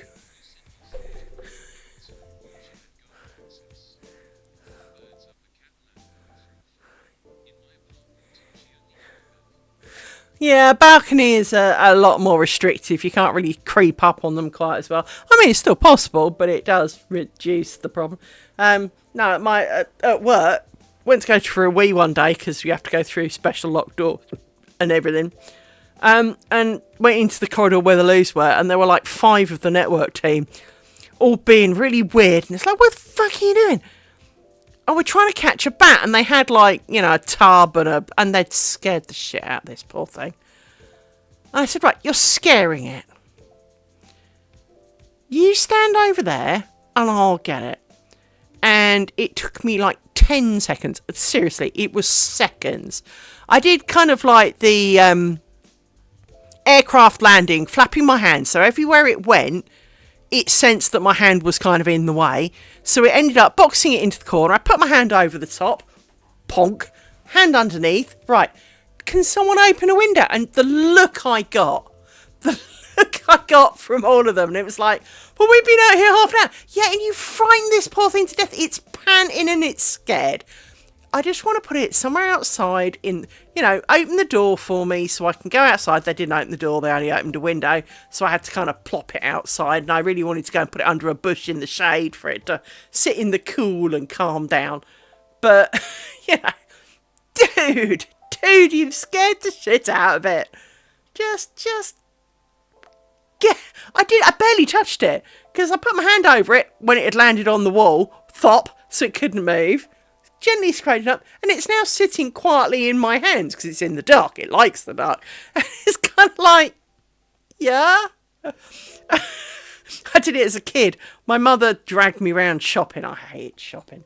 And my mother dragged me around shopping, and we went in this really shitty charity shop. And she was doing something, and a bat landed on her head. And she kind of went, oh my goodness, what is it? And I went, it's a bat. And our bats are protected in the UK, so you're not allowed to harm it. And she's like, get it off, as people do. She didn't flap around too much, but she was like, get it off. She stood there kind of frozen still, which was the right thing to do, is to stand still so that, someone could get it off her. So I picked it up, took it outside, let it go. And all the people in the shop are looking at the fact that this child has just gone plop. Right, excuse me, can I just pass? Thanks. There you go. I caught dogs. I swear, it was almost not a week went past during warmer days where Liz was not called to go down the field and grab a dog with her tie. I swear, my ties went round more dogs than I had dinners. It was frightening, because obviously dogs obviously accompanied their family to school some days as a walk, and so knew where the school was, knew that someone would be there, and so was waiting for their human. And there was me coming to evict it, poor thing. All the time, man. But I did enjoy it, to be honest. It's the only time I ever got to be popular. Oh, Liz will do it. Yeah, Liz will do it. I'll catch anything. Except spiders. Fuck spiders. And wasps. I'm more likely to save a spider than a wasp, but not by a lot. Wasps, just smash them. I hate wasps with a passion. I'm also allergic to wasps, as I found out a few years ago.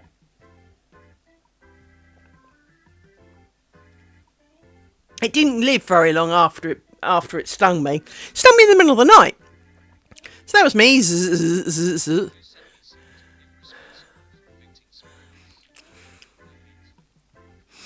I don't do the screamy scream thing.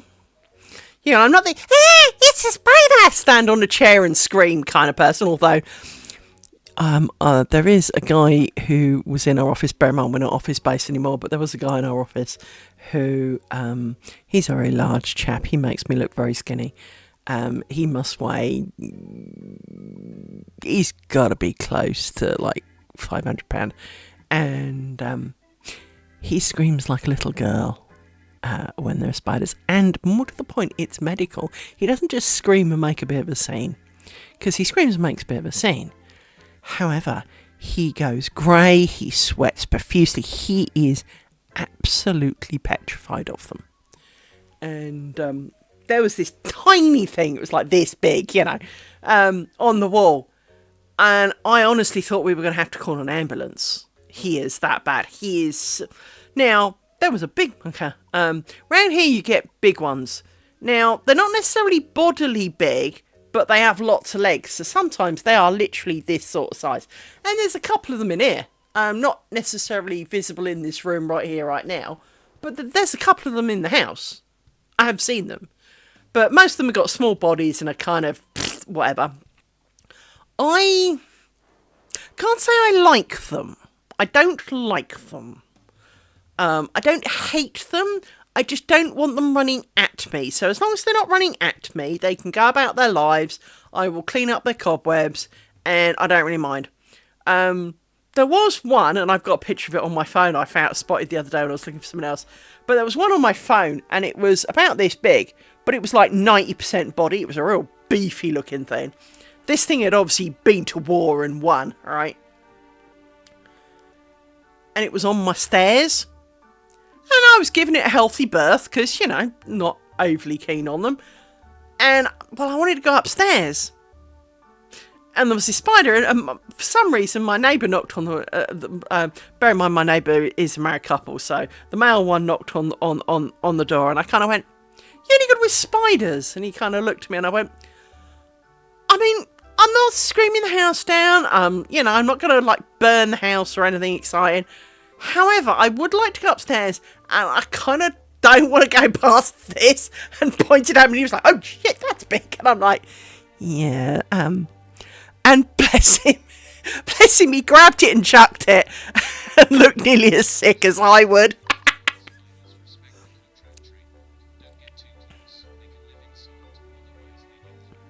You see, that's a me thing, right? If I was sitting here and, I know, even the size of one of those tarantula things, fuck that shit, but, you know, if even something the size of a tarantula, if it's walking away, have a nice life, you know, enjoy, thanks for coming, you know, I can talk to it, I'll be, you know, oh, you're blimey, you're big.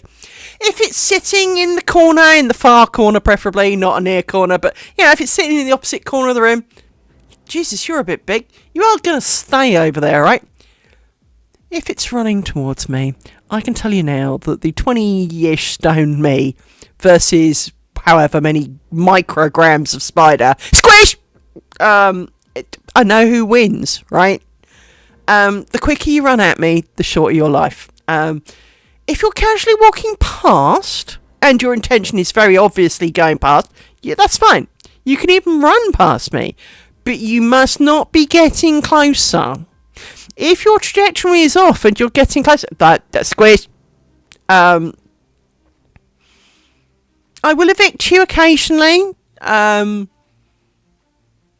I've even fed a couple. But, you know, by trying to waft flies in their direction. But you've got to stay in your spot for that kind of privilege. Because I do live so close to wildlife, i.e. there's a big fat field and more fields beyond behind me, wildlife does tend to encroach. And so, if there were mice in here, yeah, whatever. I quite like mice. I mean, I wouldn't be too keen if there were 100 of them, but a couple of mice in here, yeah, whatever. Fuck, I'd feed them. Got some bird food that's suitable. I'd feed them. Got some peanuts and everything. Feed them. Great. I'll happily. Rats? No, don't do rats. Don't do rats. Don't do snakes, particularly. Although, I am excessively proud of myself. I am the child who the only time I ever lied at school, and I mean I lied my arse off. I mean, I did do the occasional, yes, miss, I did my homework, miss, you know, better go and do it now, shouldn't I, right?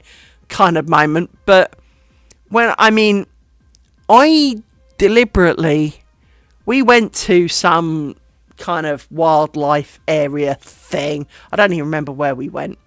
But we went to this wildlife place.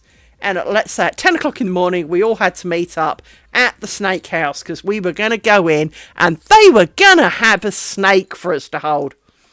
You know what? Liz was not there. Liz was anything but there. Liz was hiding far, far away. Liz was not going to be taking part in that one. No siree, Bob. That was not happening. And I mean, you can argue it's an irrational fear because I live in a country where, well, frankly, you know, I mean, we do technically have poisonous snakes here in the UK, but it is kind of more a technicality. You can be bitten by an adder, the only poisonous snake we kind of really have. But it's not going to kill you. You know, it's not going to do you any good, but it's not going to kill you, right? We don't have poisonous spiders. Well, we do now, because people have managed to ship them over and they've come along. But we don't really have poisonous spiders. But I went to Africa as a teenager. And I can tell you now, there are some horrific things out there. Now, my dad got bit by everything, frankly. Every kind of insect within 1,000 miles went for my dad. It was great. I am one of those annoying people that I could walk through a cloud of mosquitoes and they will not generally bite me. They hate me, and I think it's funny because they will bite me as a last resort and then usually die, I think, is the short answer. A bit like the whole poor bumblebee. If it bites me, it's not living very long. So as a result, they tend not to. You know, if I have more than one mosquito bite ever at a time, you know, I could walk through a great cloud of them. In fact, I've sat in a cloud of them and watched everyone else slapping away as there's like this force field around me. And seriously, we're sitting there and there was a guy going, female, male, male, female, female, female, female. And I'm going, there's lots of mosquitoes around. As everyone else is kind of going, you can't see, but I'm scratching away. You know, having a scratch and getting really upset because, you know, squirt, squirt, squirt, squirt. And, you know, they've got everything out and they're still being bed. And I'm sitting there in like a t-shirt and shorts going, yeah, whatever. And it was kind of like, why don't they like you? Now, some of it is apparently to do with with your blood type, and positive blood is more likely to be bitten than negative blood. And I am A negative, so with that in mind, then obviously I'm not on the preferred list. But basically, everyone tastes better than I do. But I also have a rather fondness, shall we call it, for garlic. And there is part of the reason the seeing vampires off with garlic is true is because it secretes a smell and they don't like it. And frankly, I can eat my body weight in garlic and be quite pleasant about it all. I mean, you know, you should have seen the thing I ate the other day. I'm not sure if let's just put it this way. I can't remember what I had with my garlic, right? It was that level of...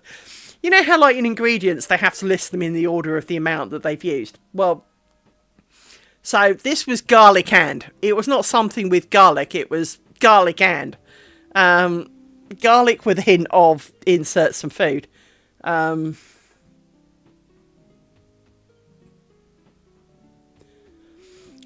know, let's put it this way. When I buy garlic bread from the store, so I can cheat and just heat it up later, I add garlic to it, right? And you know, I want to taste this shit, so I have garlic I add to it as well. In my mind, there is no such word as too much garlic.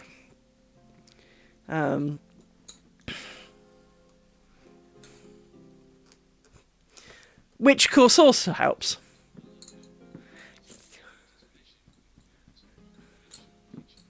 Exactly! No! Oh, Flusenvy! Oh, Flusenvy! That's got to be soul destroying. That's like being allergic to chocolate. Dear God, no! What on earth did you do to deserve that?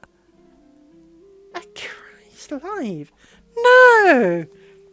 Seriously, never come and have one of my roast chickens then. Because my roast chicken, I may roast the whole chicken, but there's a good few heads of garlic in that.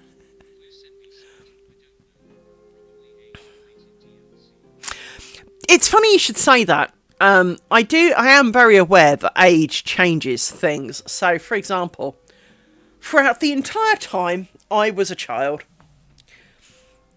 pretty much the only vegetables I would ever have eaten were carrots, potato, and sweet corn. No, seriously, that was it. Because I was the only one in our house who liked cauliflower, but not the way my mother cooked it. Dear God, no! My mother should not have been allowed in the kitchen, let alone to cook cauliflower. No. Everything my mother cooked was either grey, absolutely tasteless, or struggling to hold structural integrity, because you look too hard at a vegetable and it just turned to water. It was vile. Anything that woman did in the kitchen was a criminal offence. See, I like cauliflower. There are a few things you should not do to cauliflower, and one of them is call them a cauliflower steak, and just slice through a cauliflower stalk and all, kind of char it marginally on both sides and call it a steak for vegetarians. I mean, really? Is that the best you can offer? But I like a good bit of cauliflower. One thing I will say, however, is do not get cauliflower rice. The fuck is that shit? But I quite like cauliflower, but no one in my house did. And especially not the way my mother did, so I didn't eat much of that as a kid. Although I did make myself some exceptional cauliflower cheeses over the years. My dad didn't do sweet corn or carrots, so he would have peas instead. So pretty much we had potatoes, one other vegetable, and it would be like a small handful of corn or a small handful of carrot or a small handful of pea for my dad. We didn't really do beans. My dad did baked beans. I don't like baked beans. I only like spaghetti.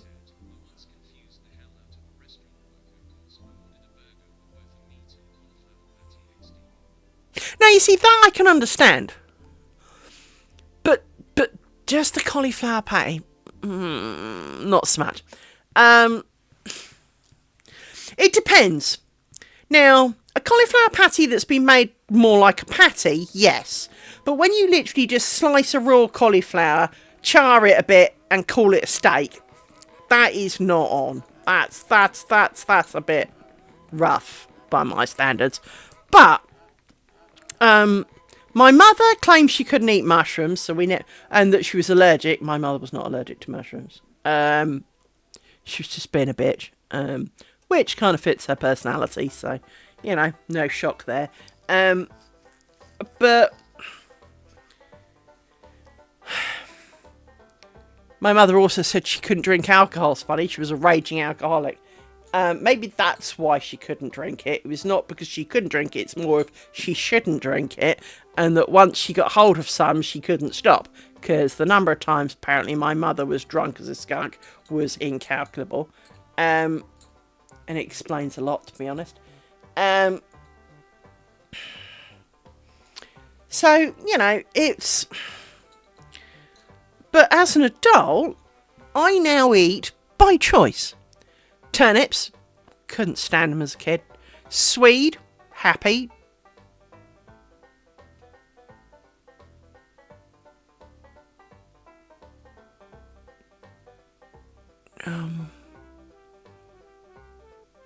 Parsnips, couldn't stand them either. Well, actually, I don't think my mother ever tried turnip, but my mother tried parsnips. Fucking hated them. They were the most disgusting things in the world. I love them now. I've got like a packet of Aunt Bessie's honey coated things in the freezer.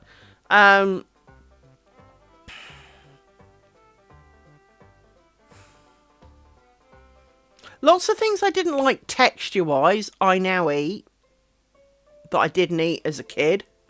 I will say now that I'm 50 something, I'm more tolerable of coffee than I was even at 40. I still don't like it, but even the smell doesn't tend to make me want to hurl now. I think part of that is because I'm not in an office and not faced with it constantly every time I go for a drink. Because there were times, I don't know what the hell people were brewing at our place, but there were times that, you know, you go in at 8 o'clock in the morning and there's like nobody in, but you go into the kitchen to get my mug of hot water because I kept all the rest of my stuff on my desk. And because I did tea and milk powder, and so I didn't need a fridge because people stole everything out the fridge.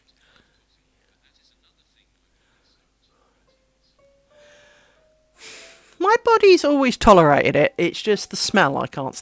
I don't like the flavour. I don't like the smell. It's like alcohol. I don't like the flavour. I don't like how alcohol hits, kind of thing. But coffee, I couldn't stand the smell. Don't overly stand like the taste of it. But as you know, now I'm 50 something. I've been known in the last month even to make myself a coffee. My friends would die of shock and call a cab, you know? They'd be asked, you know, do you need an ambulance? Should I, you know, are you alright? You know, do you want to talk about it? Because I don't drink coffee, right? Really don't drink coffee. I only drink tea. And to be honest, I've stopped doing that a lot, and I think that's part of it. It's not that I don't drink tea. It's just that I tend to drink Diet Coke instead because it's quicker and easier. And so as I drink more Diet Coke, the stark contrast between coffee and tea, I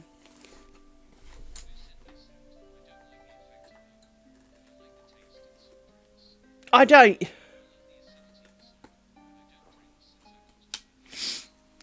Um,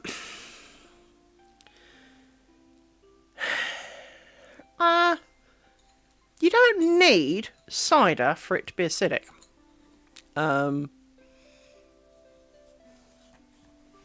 It's a bit like jam. Jam can be too sweet and can be disgusting because it's too sweet. But it doesn't have to be.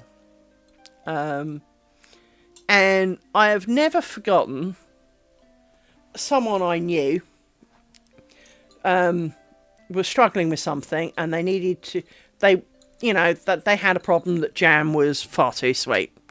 So what they did was they made jam.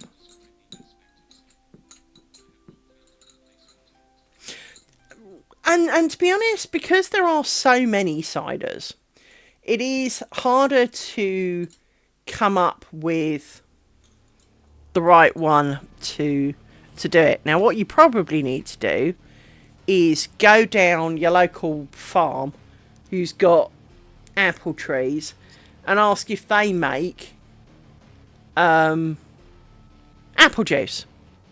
Because straight off the farm, apple juice is a lot more acidic than any stuff you'll buy from the store. And that usually tastes much more. It's almost a non-alcoholic cider, if you know what I mean.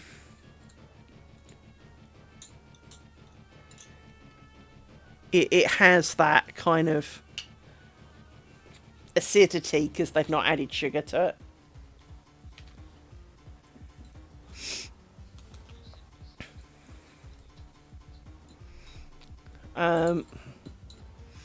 But as I say, this friend was making jam. Now, obviously, jam, the reason jam sets is because it's like 90% sugar.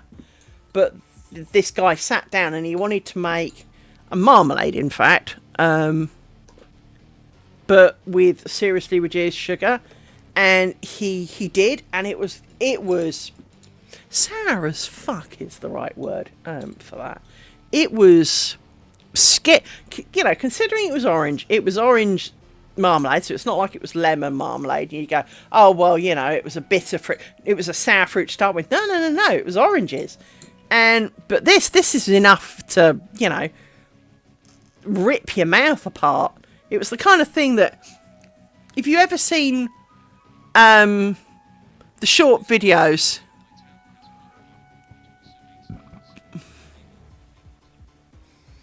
Well, maybe you won't be for example, you won't be the only one who potentially wants reduced sugar, right? Because diabetics don't like sugary drinks for obvious reasons. Well, some diabetics, obviously. And if you've got, you know, if you can kind of plea to it, you may find there is a really strong market for a cider that it is with a lot less sugar in it, just because it can then be consumed by diabetics more than, you know, they can at least have a glass and enjoy the day. And, you know, when it comes to a toast or whatever, can have a glass of something that's close to, you know, something important. 1, 2, 3, 4, 5, 6, 7.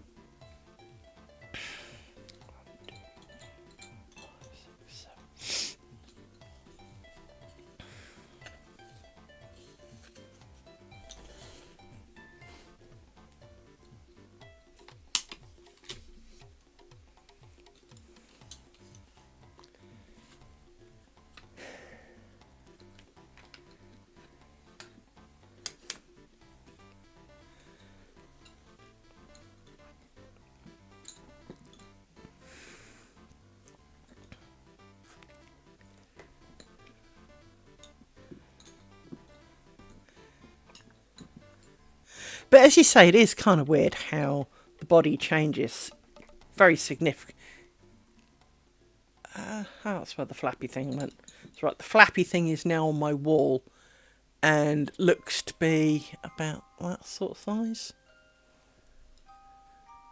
It's mainly legs. It's a daddy long legs style insectoid thing, whatever it is. I am no entomologist, but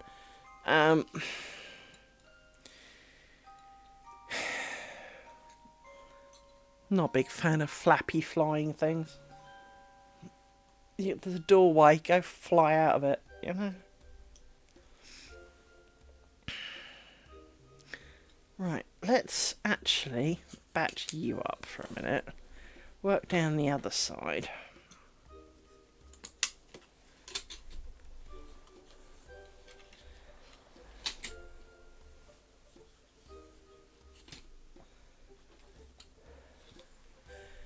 How long have we been here? Huh. It's only 2.5 hours, wow. Felt a bit longer than that.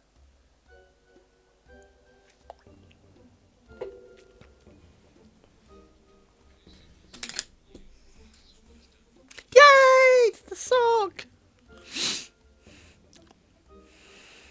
Hail to the sock maker, sock maker, sock maker. Sorry. Just kind of came over me, sorry.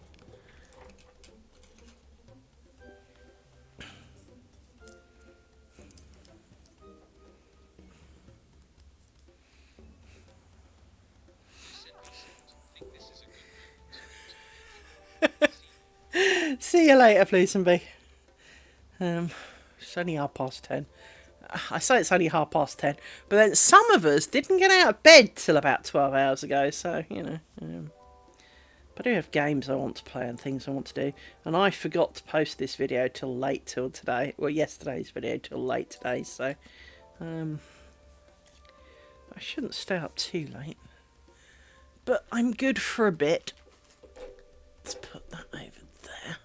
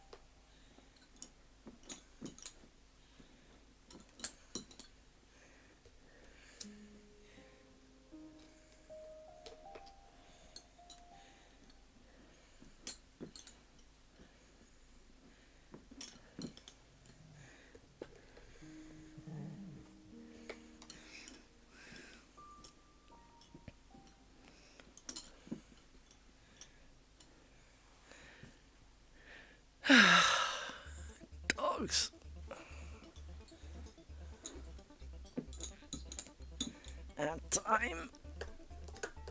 Give us a pin.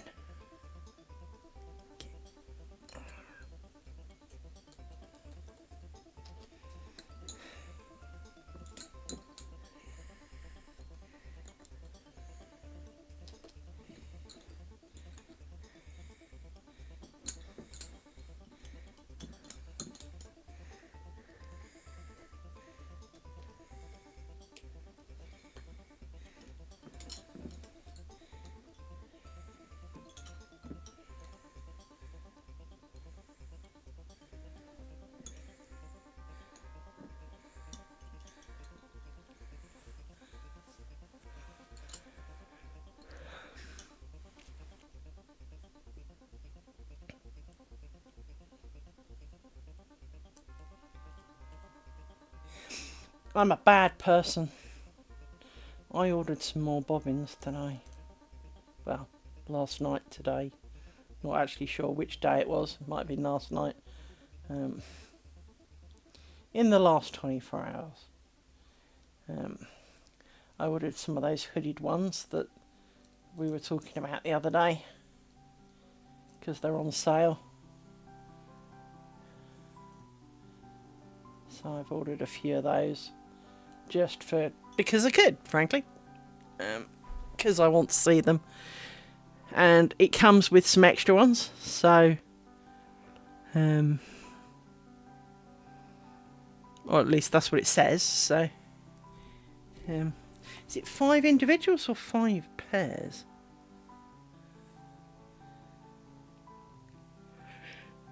Oh, excuse me. Look at my.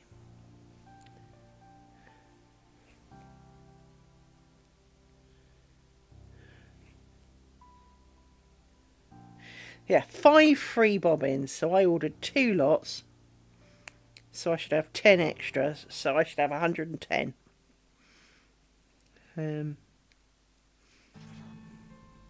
Or 55 pairs.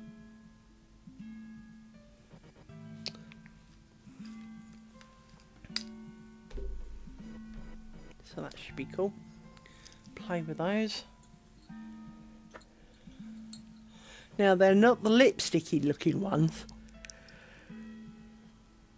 Savage yawning, sorry. As always, once again, I apologise 1,000 times, for yawning is incredibly rude. But the more you don't want to yawn, the more you inevitably seem to, so that's how that's working out for me at the moment.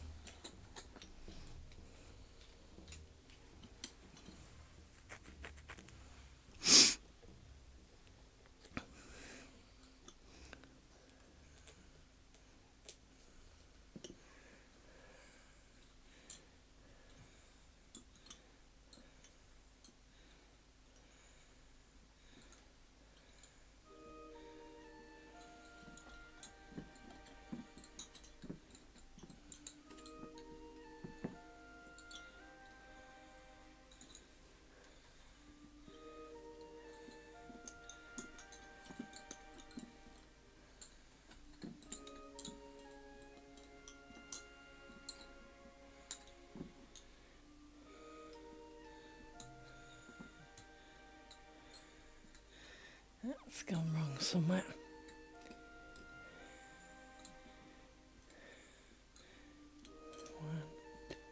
It just looks wrong because it's all bunched up. It's alright.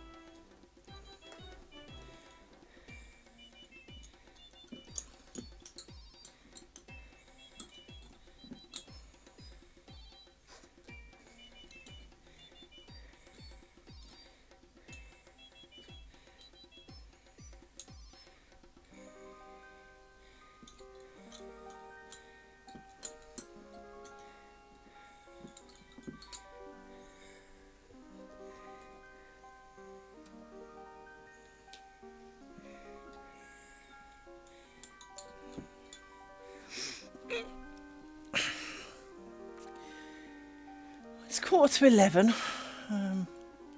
I know I've only been going 2.5 hours, but 1, 2, 3, 4, 5, 6, 7. I think now's a good time as I'm yawning a lot.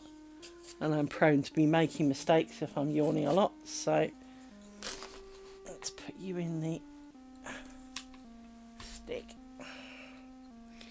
And 1, 2, 3, 4, 5, 6, 7. You go in a stick. Like that. And we grab the camera. And take an exciting look at a pile of bobbins. Like that. And we call it quits for the day. So, I shall be back tomorrow afternoon, as it's Friday.